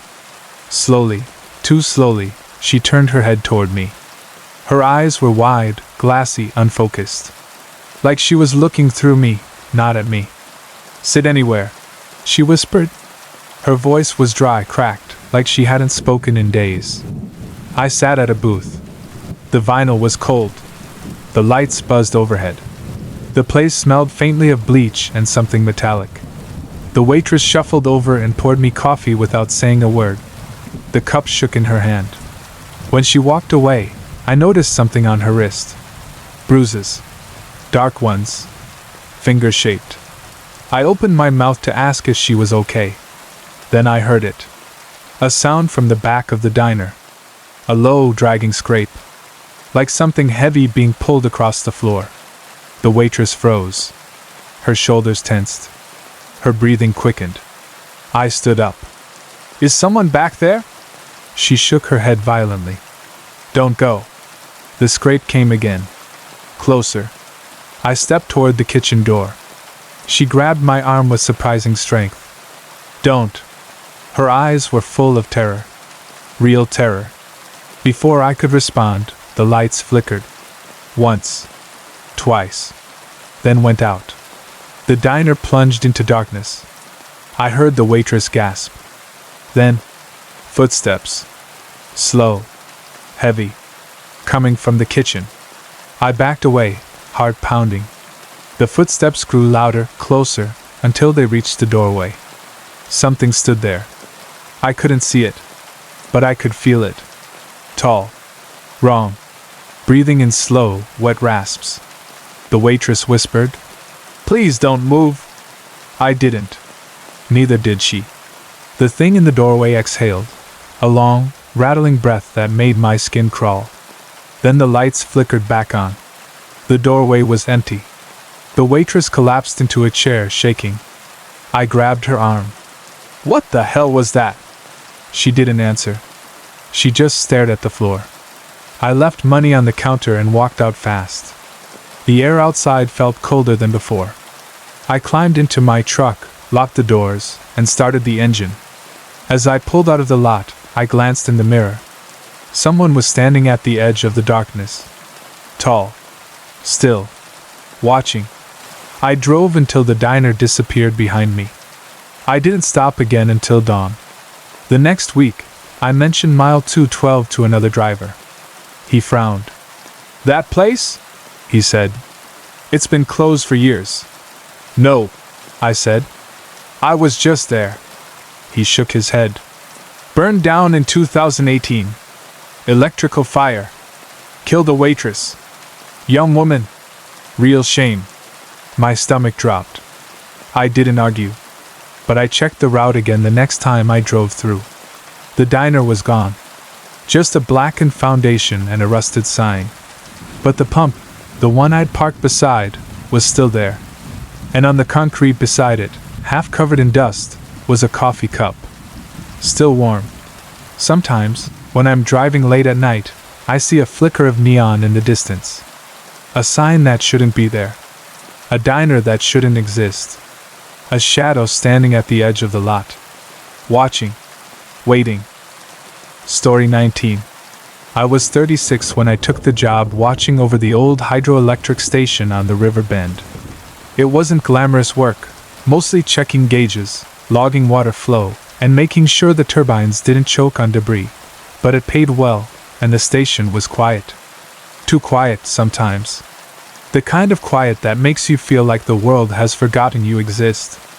The station had been built in the 1950s, all concrete and steel, with narrow hallways that echoed every footstep and a control room that smelled faintly of ozone and dust.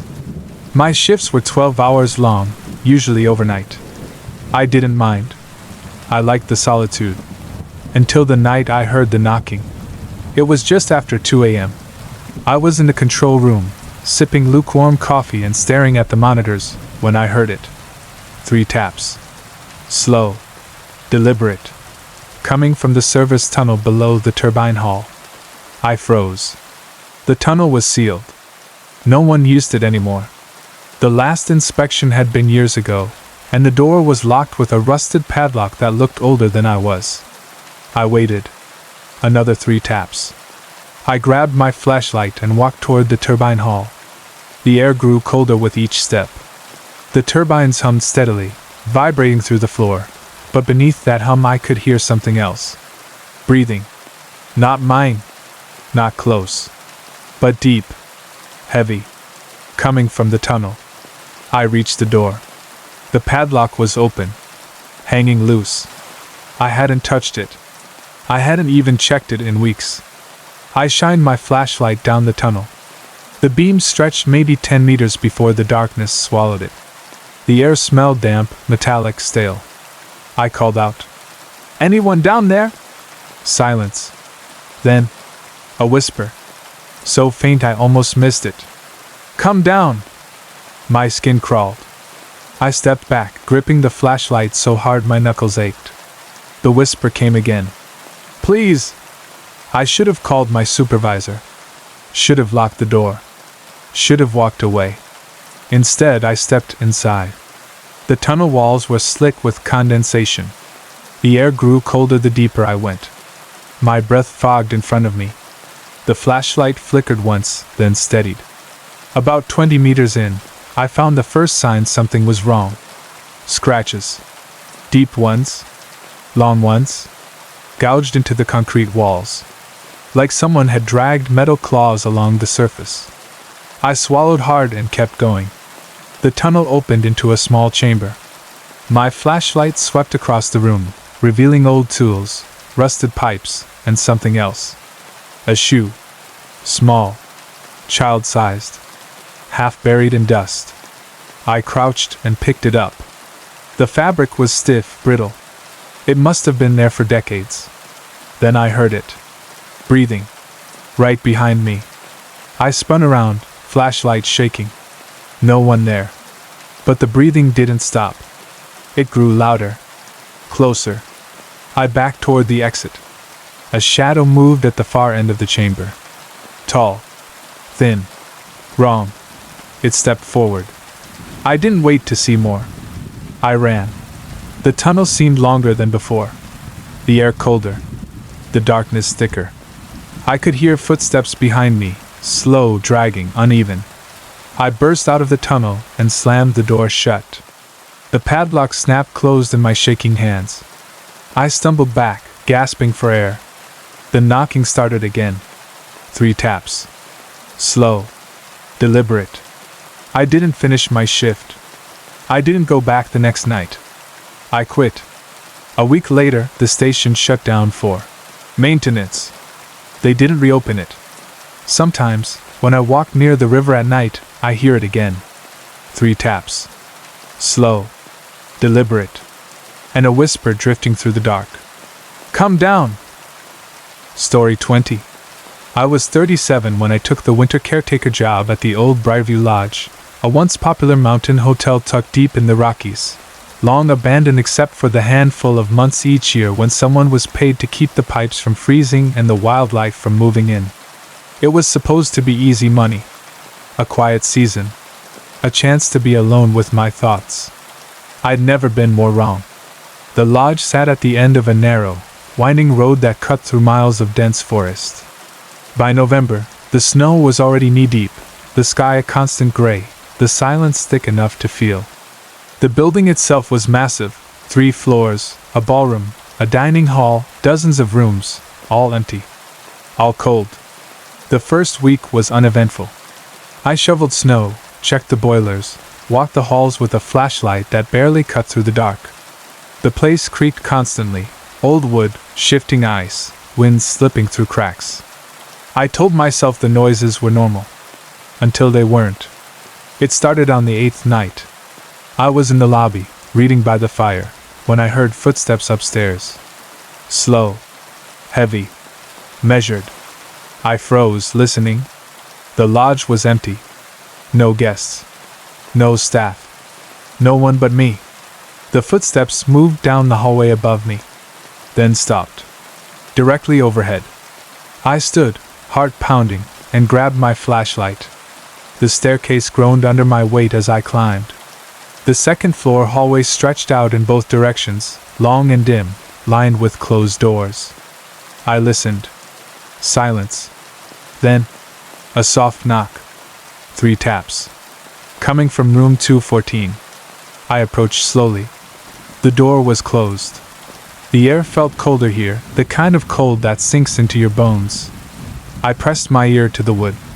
Nothing. I reached for the handle. It turned. The door creaked open. The room was dark. My flashlight flickered as I stepped inside. The air smelled faintly of dust and something else, something metallic. The bed was made. The curtains were drawn. And on the floor, near the window, were footprints. Bare footprints. Small. Wet. Leading from the window to the door. And then stopping. I backed out of the room, closed the door, and walked away fast. The next night, the knocking came again. Different room. Same 3 taps. Always 3. Always slow. Always deliberate. I stopped checking. But the knocking didn't stop. It followed me. Room to room. Floor to floor. Sometimes behind me. Sometimes ahead. Sometimes right beside me. On the 12th night, I woke to the sound of someone breathing in the hallway outside my door. Slow. Shallow. Close. I held my breath, listening. The breathing stopped. Then, a whisper. Right at the crack beneath the door. Let me in. I didn't move. Didn't answer. Didn't breathe. The whisper came again. Please. The doorknob rattled. Once. Twice. Then stopped. I stayed awake until sunrise. The next morning, I packed my things. I didn't care about the contract. I didn't care about the money. I just wanted to leave. But when I stepped outside, I saw something in the snow. Footprints. Bare. Small. Leading from the lodge door into the forest. And beside them, another set. Larger. Deeper. Too deep. like something heavy had followed. I didn't look back. I drove down the mountain road, tires slipping on the ice, hands shaking on the wheel. Halfway down, I glanced in the rearview mirror. Someone stood at the edge of the trees. Small, still, watching, and beside them, something taller, much taller. I didn't slow down. I didn't blink. I didn't breathe until I reached the highway.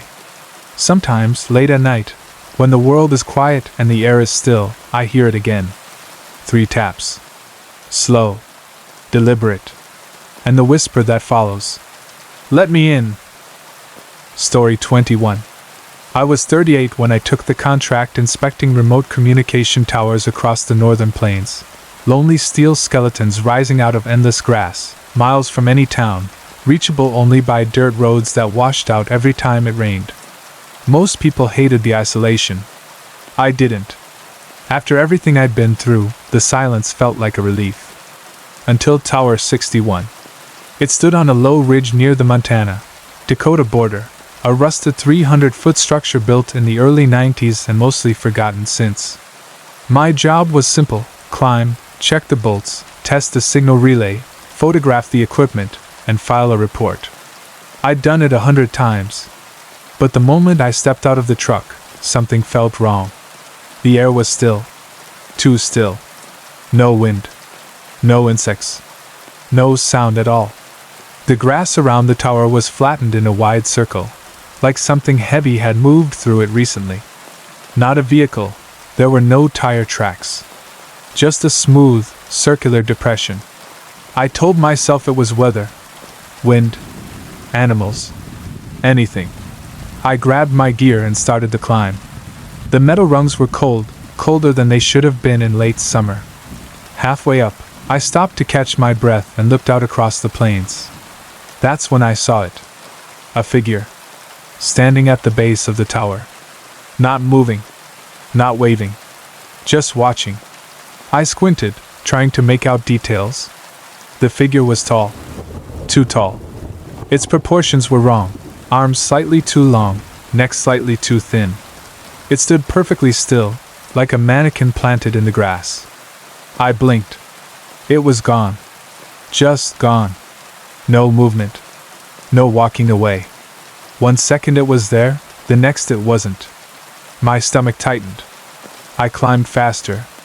At the top platform, I checked the relay. Everything looked normal, until I noticed the scratches on the metal casing. 3 long gouges. Deep. Fresh. Like something with claws had dragged across it. I took a photo, hands shaking. Then my radio crackled. A voice. Faint. Distorted.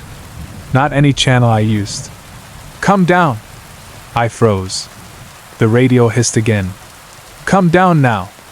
The voice was wrong, flat, emotionless, like someone imitating speech without understanding it. I looked down. The figure was back. Standing at the base of the tower. Closer this time. Its head tilted upward. Looking at me. I clipped the radio to my belt and started climbing down, fast but careful. Every instinct screamed at me to hurry, but falling from that height would have been worse than whatever waited below. Halfway down, the radio crackled again. Faster. My breath caught. I didn't look down. I didn't want to see how close it was. When my boots hit the ground, I finally looked. Nothing there. Just flattened grass. I backed toward the truck, scanning the ridge, the horizon, the tower. Silence. Then, a knock. 3 taps. On the metal ladder behind me. Slow. Deliberate. I spun around. No one.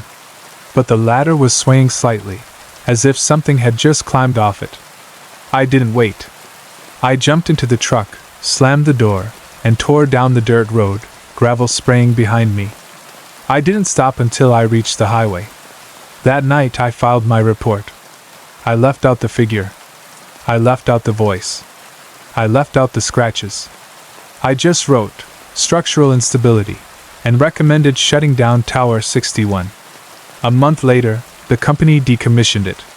2 months after that, the tower collapsed in a storm. Locals said they heard something before it fell. A metallic knocking. 3 taps. Slow. Deliberate. Sometimes, when I'm driving across the plains at dusk, I see a shape standing far out in the grass. Too tall. Too still. Watching.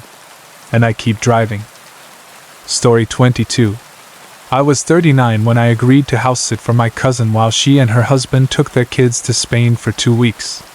They lived in a quiet suburb outside Manchester, rows of identical brick houses, trimmed hedges, motion sensor porch lights, the whole safe, boring picture.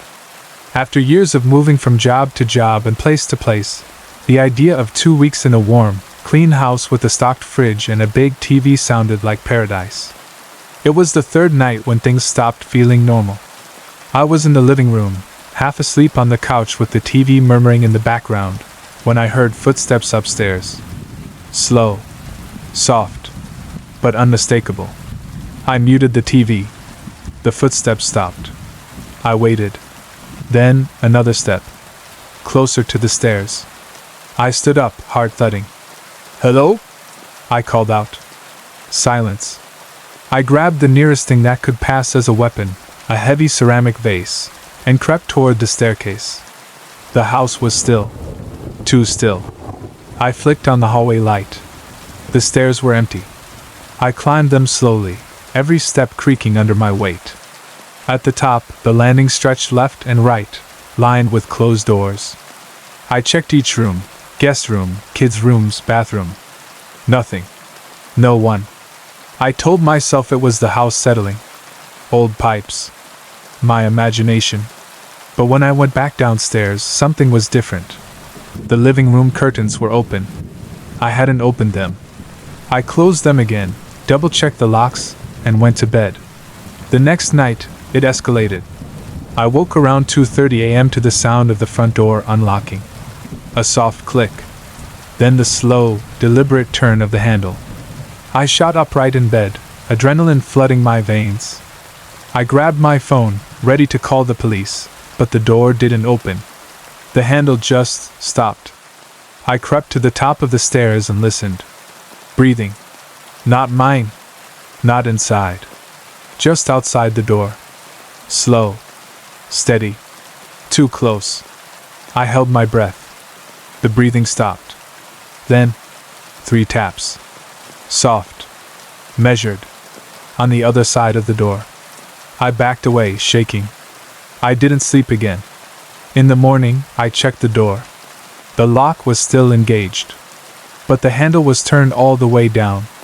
Like someone had held it there for a long time. I called my cousin. She sounded concerned, but not surprised. "There's something you should know," she said. "The previous owners, they left because of strange things happening. Noises. Doors opening. Someone knocking at night." I felt a cold wave wash over me. "And you didn't think to mention this? We didn't want to scare you," she said. "And nothing's happened since we moved in." That night, I set up a chair under the front door handle. If anyone tried to open it, the chair would fall and wake me. At 3:11 a.m., the chair fell. I ran to the hallway. The door handle was pressed down again. Hard. Something on the other side was pushing. Slow. Steady. Trying to get in. I shouted, "I'm calling the police!" The pressure stopped. Silence. Then, a whisper through the door. "Let me in!" My blood turned to ice. I stepped back, phone shaking in my hand. The whisper came again. "Please!" I didn't answer. Didn't move. Didn't breathe. After a long moment, the handle released. Footsteps moved away. Slow. Deliberate. I waited until sunrise before opening the door. The street was empty. But on the doorstep, pressed into the frost, was a footprint. Bare. Small. And beside it, another. Larger. Much larger. I left that day. My cousin moved out a month later. The house is still empty. Still for sale. Still with the same front door. And sometimes, when I drive past it, I swear I see the curtains move. Just a little. Like someone inside is watching. Waiting. Story 23. I was 40 when I took the contract to clear out and catalog the contents of an old municipal archive building on the outskirts of Leeds. The place had been shut down for nearly 20 years. Budget cuts, asbestos, structural issues, the usual bureaucratic rot. My job was simple: go in, box up anything worth saving, tag the rest for disposal, and stay out of the basement because the floor wasn't stable. That last part turned out to be a lie. The building was 3 stories of dust, mildew, and forgotten paper. Rows of metal shelves sagged under the weight of old city records, permits, tax forms, blueprints, census logs. The air smelled like damp cardboard and rust. Every step echoed. Every door creaked. Every hallway felt a little too narrow. The first day was uneventful. I worked through the ground floor, sorting files, making notes, trying not to breathe too deeply. The second day, I moved to the upper level. That's when I found the first anomaly. A file drawer. Locked. Every other drawer in the building was either empty or hanging open, but this one, drawer 47B, was shut tight with a heavy brass lock. The metal was cold to the touch. Colder than the room. I made a note to come back with tools. That night, as I was packing up to leave, I heard something. A thump. From below. The basement. I froze. The building was empty. No workers. No security. No animals, at least none big enough to make that sound. Another thump. Then a scrape. Slow. Dragging. I backed toward the exit, telling myself it was pipes, settling concrete, anything but footsteps. The next morning, I brought a crowbar and opened drawer 47B. Inside were photographs. Hundreds of them. Black and white. Polaroids. Some faded, some crisp. All of them showing the same thing. The basement door. Closed in some, open in others. And in a few. A figure. Tall. Thin. Standing just inside the doorway. Always blurred. Always facing the camera. Always closer in each successive photo. My stomach tightened. I flipped through the stack faster. The last photo made my hands go cold. It was taken from inside the basement. Looking up the stairs. The figure stood at the top. Facing down. Facing whoever took the picture. I put the photos back and shut the drawer. I should have left then. But I didn't. Around noon, I heard the thump again. This time from the hallway. I stepped out of the office. The basement door, sealed with a chain and padlock, was open. Just a crack. Cold air seeped out. I approached slowly. The chain hung loose, the padlock on the floor. Broken. Not cut. Snapped. I nudged the door open with my foot. The stairwell was dark. Too dark. The air smelled like wet stone and something metallic. I called out. "Hello?" A whisper drifted up. Not words. Just breath. I stepped back. The whisper came again. Closer. I slammed the door shut and shoved a filing cabinet in front of it. The metal screeched across the floor. The whisper stopped. I left the building and didn't return until the next day, with 2 coworkers. I didn't tell them what I'd seen. I just said the basement door was open and we needed to secure it. When we got there, the filing cabinet was still in place. But the door behind it was wide open. The chain was gone. The padlock was gone. The air was freezing. My coworkers joked about squatters, raccoons, anything to avoid the truth. They went down a few steps with flashlights, calling out, laughing nervously. Then they stopped laughing. One of them said, "What the hell is that?" I didn't want to look. But I did. At the bottom of the stairs, illuminated by their flashlights, was a footprint. Bare. Large. Pressed deep into the dust. And beside it, another. Smaller. Child-sized. My coworkers backed up fast. We shut the door. We nailed it shut. We left. The city canceled the project a week later. Structural instability, they said. The building is still there. Still sealed. Still quiet. But sometimes, when I drive past it, I see a shape in the upper window. Tall. Still. Watching. And sometimes, late at night, I hear that sound again in my memory. A thump. A scrape. And a whisper rising from the dark. Not words. Just breath. Story 24. I was 41 when I took the job surveying abandoned farm properties across rural Yorkshire. Most were just collapsing barns, overgrown fields, and houses that had been empty since the 80s. Quiet places with peeling wallpaper and dust thick enough to write your name in. Nothing unusual. Nothing dangerous. Until the Holloway farm. It sat at the end of a narrow dirt lane, half hidden behind a wall of dead trees. The house was a 2-story stone building with boarded windows and a roof sagging like a tired spine. The air around it felt colder than the rest of the countryside. Still. Heavy. Like the land itself was holding its breath. I parked beside the rusted gate and stepped out. The grass was tall, brittle, untouched. No footprints. No tire tracks. No signs of life. Inside, the house smelled of damp earth and something older, something sour and metallic. My boots echoed on the warped floorboards as I walked through the rooms, taking photos, making notes. Everything was normal.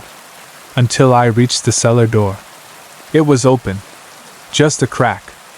A faint draft seeped out, cold enough to sting my skin. I didn't want to go down there. But the job required a full inspection.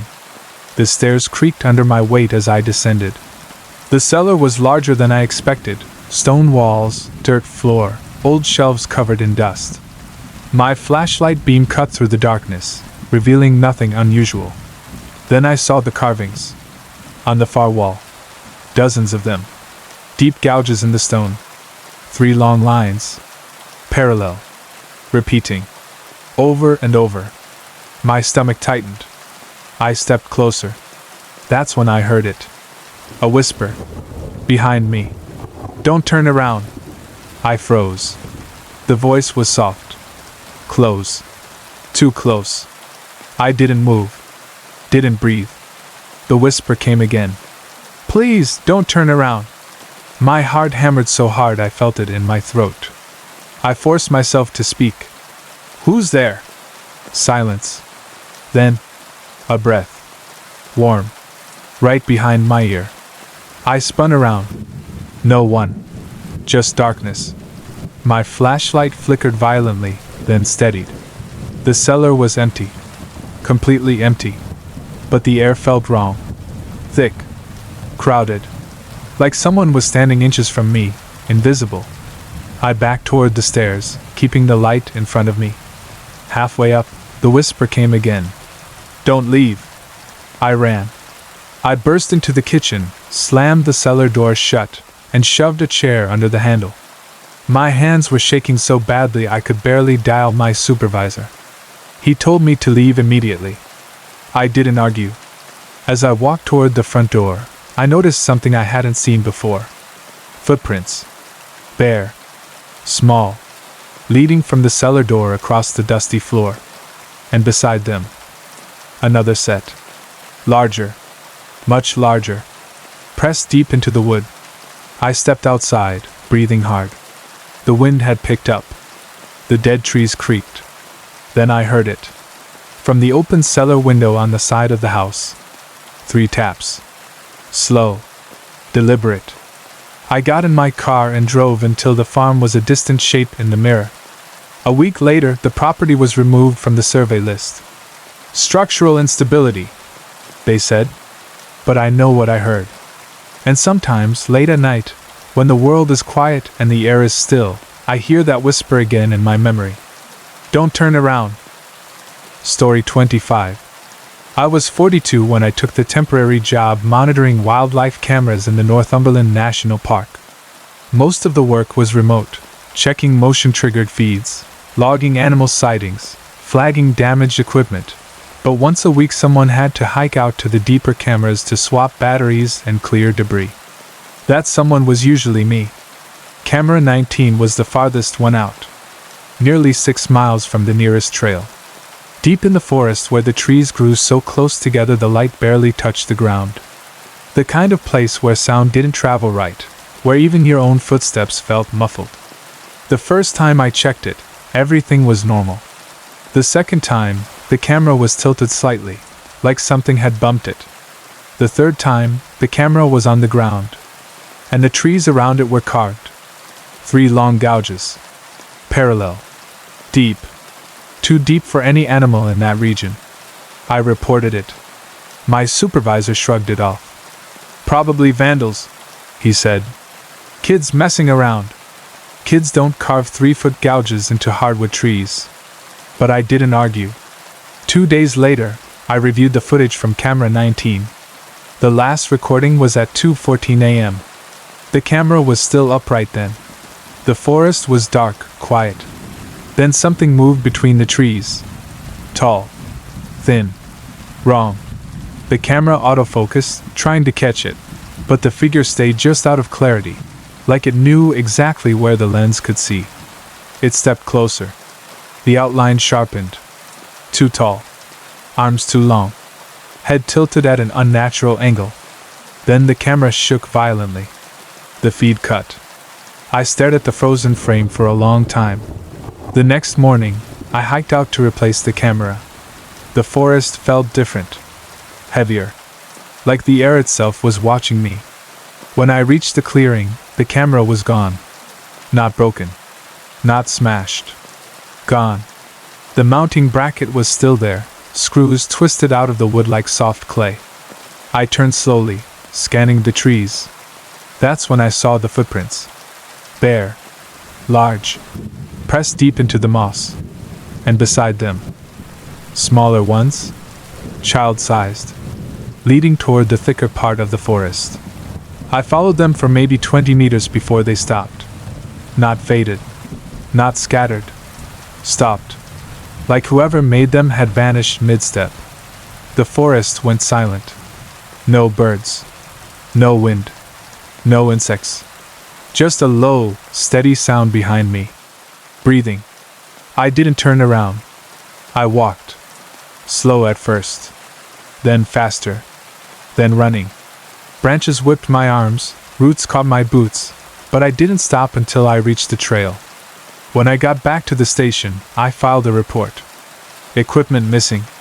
Possible vandalism. Recommend relocating the camera. I didn't mention the footprints. Or the breathing. Or the figure. A week later, camera 19 was officially retired. Unreliable location, they said. But sometimes, when I review the feeds from the other cameras, I see something in the corner of the frame. Tall. Still. Watching. And sometimes, late at night, when the forest footage goes quiet, I hear it again in my memory. Breathing. Slow. Steady. Right behind me. Story 26. I was 43 when I took a seasonal job maintaining remote weather stations across the Scottish Highlands.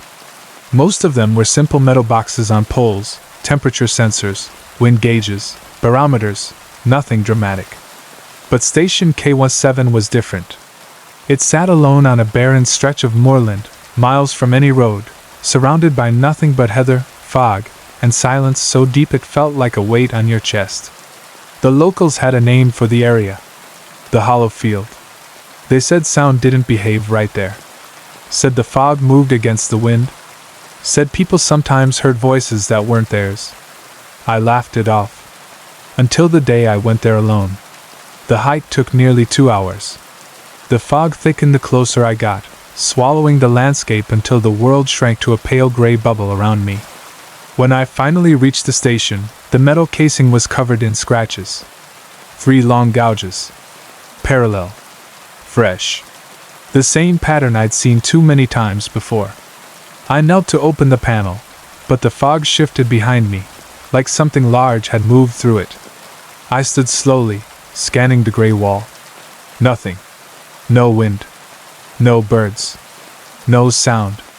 Then I heard it. A voice. Soft. Close. Hello? I turned. No one. The voice came again. Please help me. It sounded like a woman. Young. Scared. I stepped toward the fog.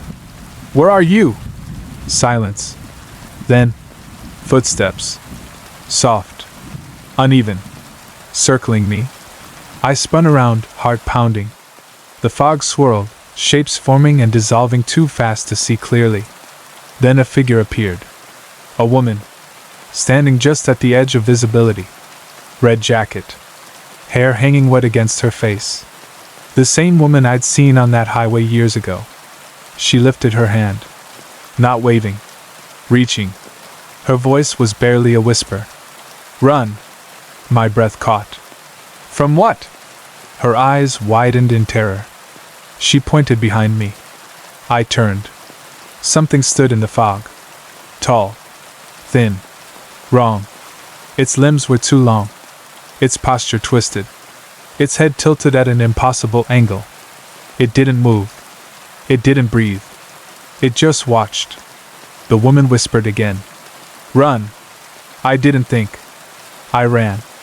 The fog closed around me, thick as wool. I couldn't see the ground. Couldn't see the sky. Couldn't hear anything but my own ragged breathing. Then, footsteps behind me. Heavy. Slow. Deliberate. Matching my pace. I didn't look back. I ran until the fog thinned, until the moorland opened around me, until my legs nearly gave out. When I finally stopped, gasping for air, the fog behind me was still. Silent. Empty. I made it back to my truck and drove until the highlands were a distant memory in the rearview mirror. That night, I checked the weather station logs. Station K17 had recorded something unusual. A sound pattern. 3 taps. Slow. Measured. And beneath them, breathing. Not wind. Not static. Breathing. Deep. Heavy. Close. The station was decommissioned the next week. Equipment malfunction, they said. But sometimes, when fog rolls in thick and silent, I see a flash of red at the edge of my vision. A woman reaching. A figure behind her. Watching. Waiting. Story 27. I was when I took a short-term contract assisting a research team studying acoustic anomalies in abandoned mines across central Wales. Most of the work was routine, mapping tunnels, placing sensors, logging temperature and humidity. The mines were old, damp, and claustrophobic, but nothing I hadn't dealt with before. Until we reached the Bryn Mawr Drift. The entrance was a narrow slit in the hillside, half collapsed, framed by rotting beams and thick moss. The air that seeped out was cold. Too cold for early autumn. The kind of cold that feels like it's coming from somewhere deeper than stone. The lead researcher, Dr. Hensley, warned us that the mine had a history of cave-ins and strange echoes. Sound behaves oddly down here, he said. Don't trust your ears. I thought he was being dramatic. He wasn't. The first anomaly happened 20 minutes in. We were walking single file through a low tunnel when I heard footsteps behind me.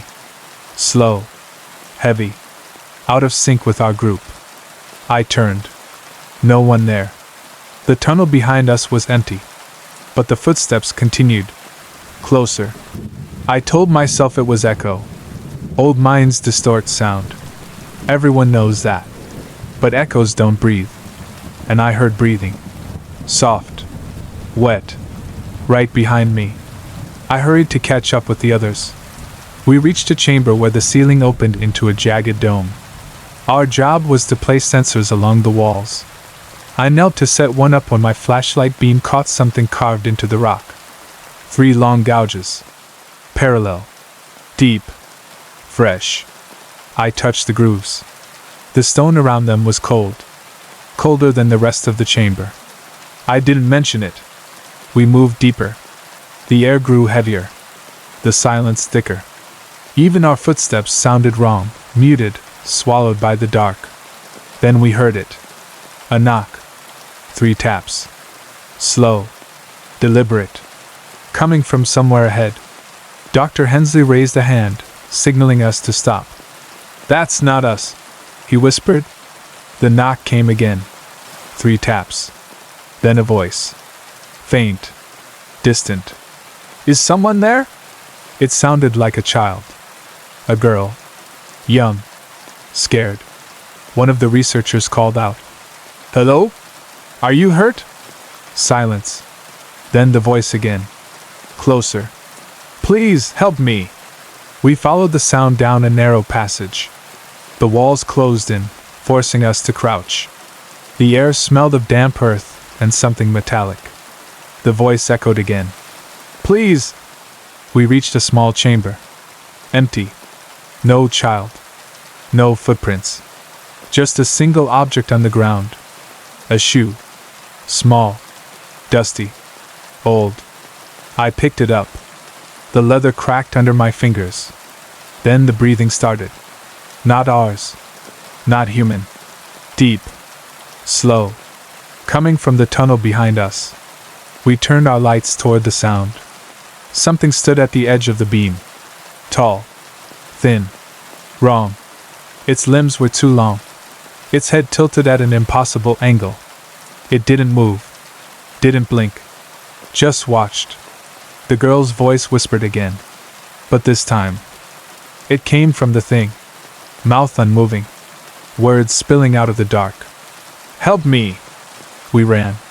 The tunnels twisted around us, the echoes warping our footsteps into something monstrous. The breathing followed. Slow. Steady. Too close. We didn't stop until we burst into daylight, gasping, shaking, half blind. Dr. Hensley sealed the entrance with a metal grate and filed an immediate closure request. "Unstable structure," he wrote. We never went back. But sometimes, when I'm alone in a quiet place, I hear it again. 3 taps. Slow. Deliberate. And a child's whisper drifting through the dark. "Help me!" Story 28. I was when I agreed to help an old university friend, Daniel, catalog artifacts for a small private museum in Brittany. The museum specialized in regional folklore, charms, carvings, ritual objects, things locals whispered about but never touched. Most of it was harmless. Old wood. Old stories. Dust and superstition. Except for the box. It was small, maybe the size of a shoebox, carved from dark oak that looked almost black in the dim light. 3 long grooves ran across the lid, parallel, deep, too precise to be accidental. The curator told us it had been found bricked up inside the wall of a farmhouse scheduled for demolition. No one knew who put it there. No one knew why. The box was sealed with a rusted iron clasp. Daniel wanted to open it. I didn't. Something about it made my skin crawl. We argued. He won.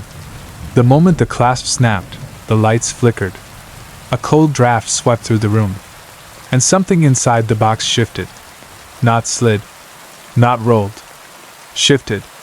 Like it had moved on its own. Daniel lifted the lid. Inside was a bundle wrapped in old cloth, tied with twine. The fabric was stained dark in places, stiff with age. He unwrapped it carefully. A wooden figure lay inside. Carved crudely. Humanid.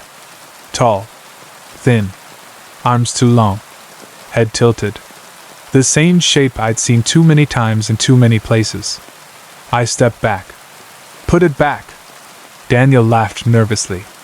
"It's just wood." But the room felt colder. Heavier. Wrong. We photographed the figure, logged it, and placed it on a table for further analysis. I couldn't stop staring at it. The proportions were off. The limbs were carved at angles that made no anatomical sense. And the face. It didn't have one.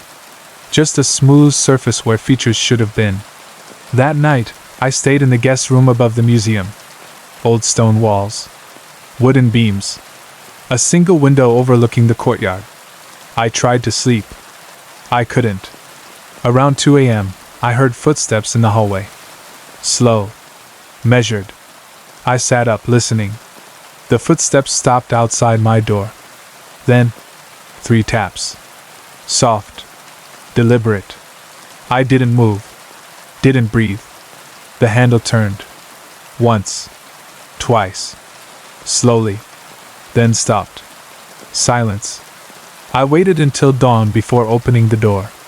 The hallway was empty. But on the floor, pressed into the dust, were footprints. Bare.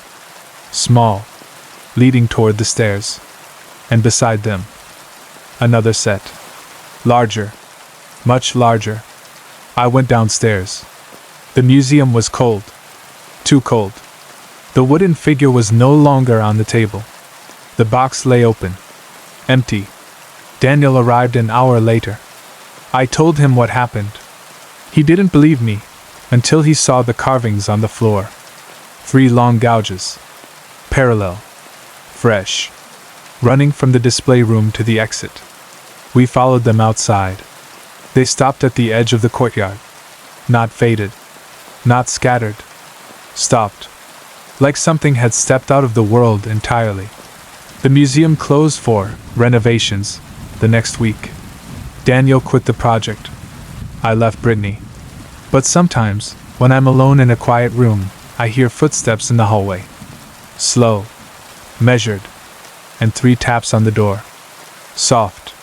Deliberate. Waiting. Story 29. I was 45 when I agreed to help an old university friend, Daniel, survey a historic manor house just outside Las Salsuguzan, only a few miles from where you live now. The place sat on a low hill, surrounded by an overgrown garden and a moss-covered stone wall. Locals avoided it. They said people didn't live there. They never said who did. We arrived early in the morning. The air was cold and damp, smelling of wet earth and old timber. The house looked abandoned, but not empty, more like someone had stepped out for a moment and might return any second. Inside, it was silent. Too silent. Even old houses make noise, settling beams, shifting floors, pipes groaning. This one didn't. It felt like it was listening. We started in the parlor. Dust lay thick on every surface, but the floor told a different story. Footprints. Small. Bare. Leading toward the staircase. And beside them, others. Much larger. Much deeper. A chill crawled up my spine. We went upstairs. The hallway was long and narrow, lined with old photographs. The people in them stood too straight, too stiff, like they were posing for something behind the camera, not in front of it. At the end of the hall was a door cracked open just an inch. Cold air seeped through the gap. Daniel pushed it open. The room was empty. Almost.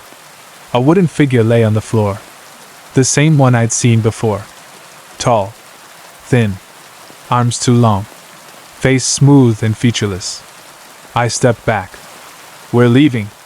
But Daniel crouched to examine it. It's just... He didn't finish. Because the door behind us closed. Slowly. Silently. Just a soft click. We froze. The silence thickened, heavy as a blanket. Then footsteps. Downstairs. Slow. Heavy. Climbing the stairs one by one. I whispered, "Don't move." The steps reached the landing. Stopped outside the door. 3 knocks. Soft. Measured. The house seemed to lean forward, listening with us. Then breathing. Wet. Close. Right on the other side of the door. Daniel trembled. So did I. The breathing grew louder. Closer. Like someone was pressing their face to the crack beneath the door. Then a whisper. "I know you're in there." We didn't move. Didn't breathe. Didn't exist. The whisper came again. "Open!" The doorknob twitched. Once. Twice. Then turned hard, but the lock held. The footsteps retreated. Slowly. Descending the stairs. We waited 10 full minutes before opening the door. The hallway was empty. The staircase too. We ran out of the house without looking back. When I got into the car, I glanced at the rearview mirror. A figure stood in the upstairs window. Tall. Thin. Faceless. Watching me. The manor is still there. Boarded up. Empty. But sometimes, when you drive past at night, you can see a light in one of the windows, and a shadow standing too close to the glass. Story 30. I was 46 when I spent a month helping a restoration team document abandoned chapels across rural Vermont. Most were small wooden buildings with peeling paint and sagging roofs, forgotten by everyone except the trees growing up around them. But Chapel Ridge No. 3 was different. It stood alone at the end of an overgrown path, its steeple leaning like a broken finger pointing at the sky. The front door hung crooked on one hinge. The windows were boarded from the inside. The air around it felt colder than the rest of the forest, as if the building was exhaling. Inside, the chapel smelled of damp wood and old stone. Dust floated in the beams of my flashlight. The pews were warped, the altar cracked, the floor uneven. But the strangest thing was the silence. Not peaceful silence, heavy silence. The kind that presses against your ears. I started photographing the interior. Everything looked normal until I reached the back wall. Carvings. 3 long gouges. Parallel. Deep. Fresh. I touched the grooves. The wood was cold. Too cold. I stepped back. That's when I heard it. A whisper. Behind me. Don't stay. I turned fast, flashlight shaking. No one. Just empty pews. I swallowed hard and kept working. I wanted to finish quickly. The place felt wrong, like it was waiting for something. When I climbed the narrow stairs to the choir loft, the air grew colder. My breath fogged. The boards creaked under my weight. The loft was empty except for a single wooden chair facing the wall. On the wall above it, footprints. Bare. Small. Pressed into the dust on the vertical surface, as if someone had walked up the wall. I backed away, heart pounding. Then footsteps echoed below. Slow. Heavy. Deliberate. I crouched, peering over the railing. A figure stood in the aisle. Tall. Thin. Arms too long. Head tilted at an unnatural angle. It didn't move. Didn't breathe. Just stood there. Watching. I held my breath. The figure took one step forward. The floorboards groaned. Another step. Then it lifted its head slightly, as if smelling the air. I stepped back, trying not to make a sound. The figure turned toward the stairs. I ran. I didn't think. I didn't look back. I sprinted across the loft, down the opposite ladder, through a side door, and into the trees. Branches tore at my clothes. Roots caught my boots. But I didn't stop until the chapel was far behind me. When I finally reached the road, gasping for air, I looked back. The chapel door was open, and something stood in the doorway. Tall. Still. Watching. I drove straight to the team's base and refused to return. The chapel was removed from the project list the next day. Structural instability, they said. But sometimes, late at night, when the world is quiet and the air is still, I hear that whisper again in my memory. Don't stay. Story 31. I was 47 when I spent a summer helping a small conservation group document abandoned fire lookout towers across northern Maine. Most of them were nothing more than rusted steel frames and shattered windows, long since reclaimed by the forest. But Tower 12 was different. It stood on a rocky ridge overlooking miles of dense pine. The climb up the access road took nearly an hour, and the air grew colder the closer I got. Not normal mountain morning cold, a deeper cold, the kind that feels like it's coming from inside the trees. The tower itself was intact. Too intact. The metal stairs weren't rusted. The cabin windows weren't broken. It looked like someone had been maintaining it, even though the registry said it had been decommissioned in 1998. I climbed the stairs. Each step echoed strangely, like the sound was being swallowed before it could fade. At the top, I pushed open the cabin door. Inside, everything was clean. A chair, a desk, a logbook, and on the far wall, 3 long gouges. Parallel, deep, fresh. I ran my fingers over them. The metal was cold, colder than the air. I opened the logbook. The last entry was dated July 14th, 1998. He's back. I hear him on the stairs at night. 3 knocks. Always 3. I'm not staying another night. The page after that was torn out. I closed the book. That's when I heard it. A creak. From the stairs. 1 step. Then another. Slow. Heavy. Deliberate. I froze. The steps climbed higher. Closer. I backed away from the door, heart pounding. The footsteps reached the landing. Stopped. Silence. Then, 3 knocks. Soft. Measured. On the outside of the cabin door. I didn't move. Didn't breathe. The knocks came again. Then a whisper. Low. Wrong. Let me in. The doorknob twitched. Turned. Stopped. I stepped back until my shoulders hit the far wall.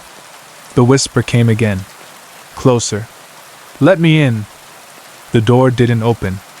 But something pressed against it from the outside, a slow, heavy weight bending the metal inward. I grabbed my pack, shoved the window open, and climbed out onto the narrow ledge. The drop below was steep, but I didn't care.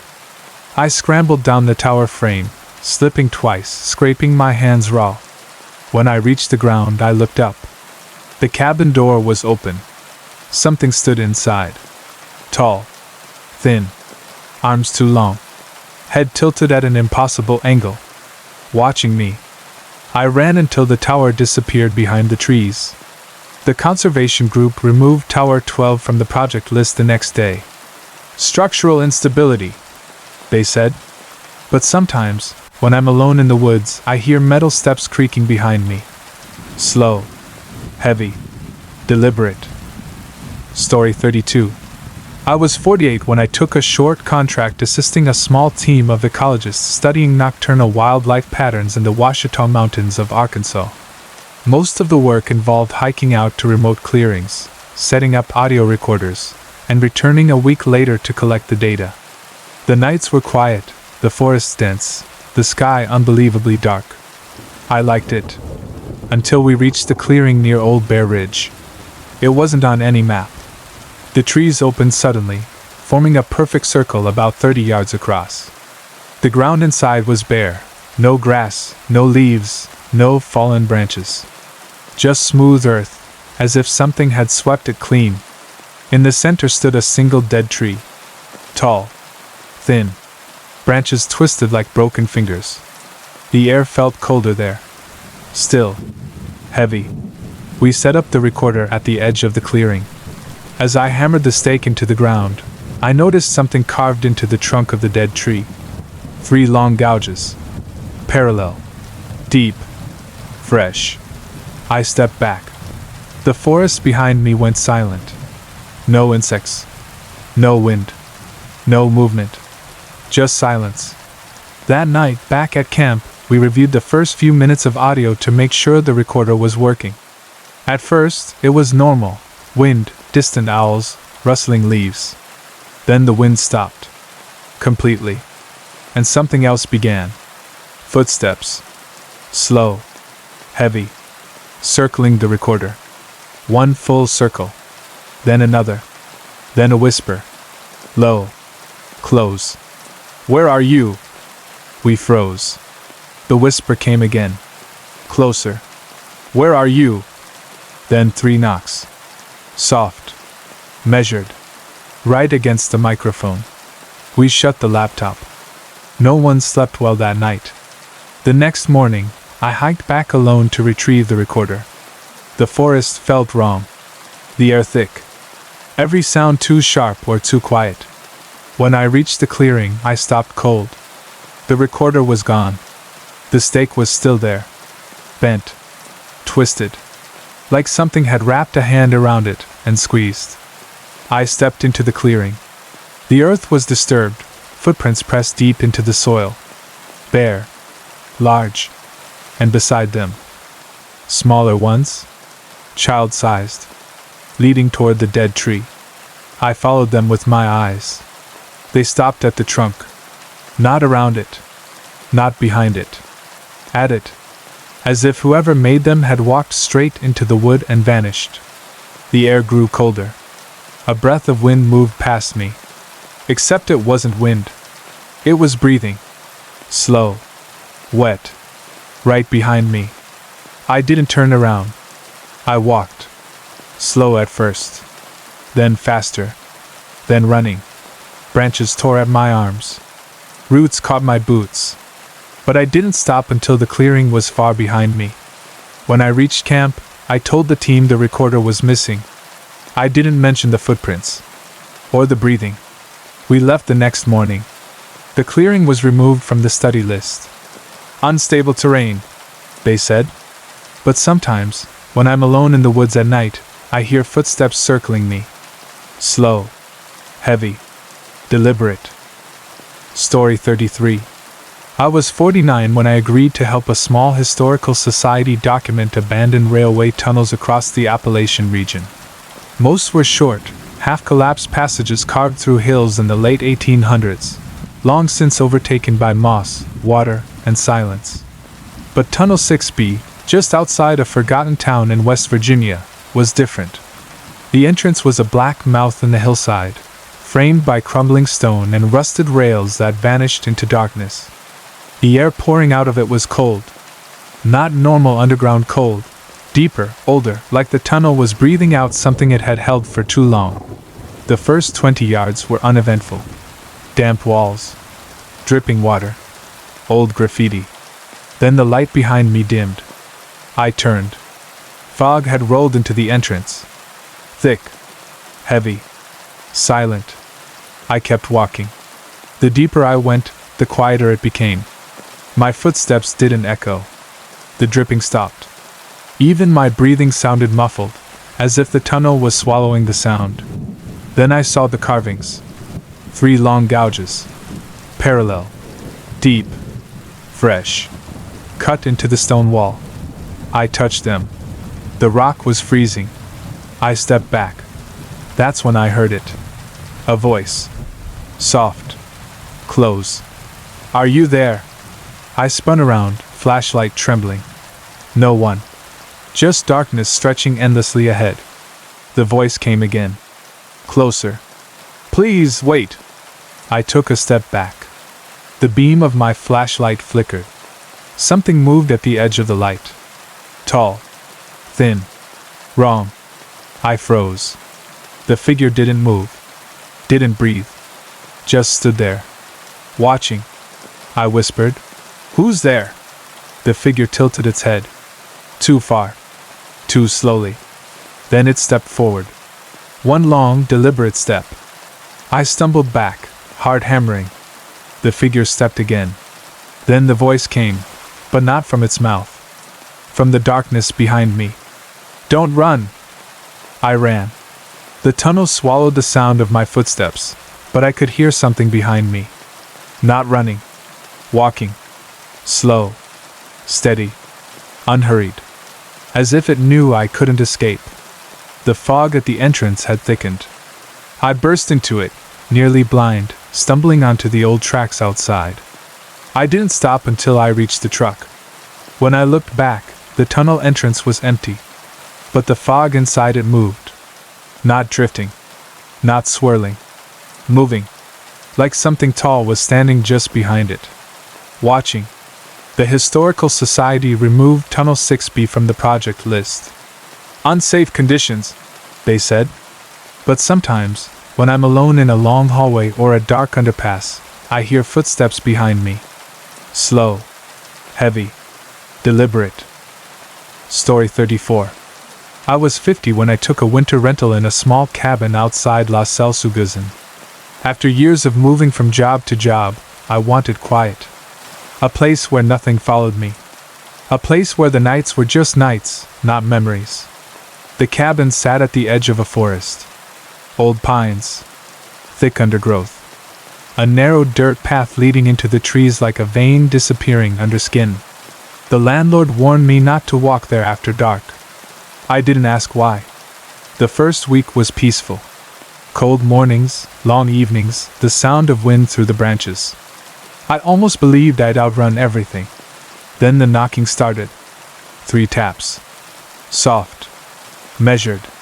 On the back door. Always after midnight. The first night, I thought it was an animal. The second night, the taps were louder. The third night, they were followed by a whisper. "Are you awake?" I froze in bed, listening. The whisper came again. "Please!" I didn't move. Didn't breathe. The next morning, I checked the snow outside the back door. Footprints. Bare. Small. Leading from the forest to the cabin. And beside them, another set. Larger. Much larger. Pressed deep into the snow. I followed them with my eyes. They stopped at the tree line. Not faded. Not scattered. Stopped. As if whoever made them had stepped into the shadows and vanished. That night, I pushed a chair under the back door handle. I sat awake, listening to the wind. At 2:17 a.m., the knocking came. 3 taps. Then the handle twitched. Once. Twice. Slowly. Then a voice. Not a whisper this time. A breath against the wood. "Let me in!" The chair trembled. The door bowed inward. Something pressed against it from the outside, slow, heavy, patient. I backed away, heart pounding. The pressure stopped. Silence. Then footsteps. Soft. Bare. Walking away into the snow. I didn't sleep. At dawn, I opened the door. The footprints were there again. Small ones, and the larger ones beside them. But this time, there was something else. A mark on the doorframe. 3 long gouges. Parallel. Deep. Fresh. I packed my things. As I drove away, I glanced in the rearview mirror. A figure stood at the edge of the forest. Tall. Thin. Arms too long. Head tilted at an impossible angle. And beside it, half hidden in the trees, a smaller shape. Still. Watching. Sometimes, late at night, even here, far from that cabin, I hear it again in my memory. 3 taps. Soft. Story 35. I was 51 when I agreed to help a small research group document abandoned Cold War-era listening posts scattered across rural Pennsylvania. Most were nothing more than concrete shells filled with rusted equipment and mold, forgotten by everyone except the trees growing around them. But Site Echo 7 was different. It sat deep in the woods, half buried in a hillside, its entrance a narrow concrete doorway framed by dead vines. The air around it felt wrong, colder than the forest, stiller than it should have been. Even the birds avoided it. Inside, the bunker smelled of dust, metal, and something faintly sour. The walls were lined with old cables and peeling paint. Our flashlights cut through the darkness in thin, shaky beams. The first room was empty. The second wasn't. On the far wall were 3 long gouges. Parallel. Deep. Fresh. I stepped closer. The concrete around the grooves was cold. Too cold. Daniel, the same Daniel from the museum job, muttered, "Not again." We moved deeper. The bunker had 3 levels. The lower 2 were flooded, so we stayed on the main floor. The deeper we went, the heavier the air felt, like the bunker was filling with something we couldn't see. Then we heard it. A knock. 3 taps. Soft. Measured. Coming from somewhere ahead. We froze. The taps came again. Then a voice. Faint. Close. "Is someone there?" Daniel whispered. "It's just echo." But echoes don't breathe. And we heard breathing. Slow. Wet. Right around the corner. I raised my flashlight. A figure stood at the end of the hallway. Tall. Thin. Arms too long. Head tilted at an impossible angle. It didn't move. Didn't blink. Just watched. Daniel grabbed my arm. "Back up." Slowly. We stepped away. The figure stepped forward. 1 long, deliberate step. Then another. The breathing grew louder. Closer. We turned and ran. The hallway twisted, the bunker swallowing our footsteps.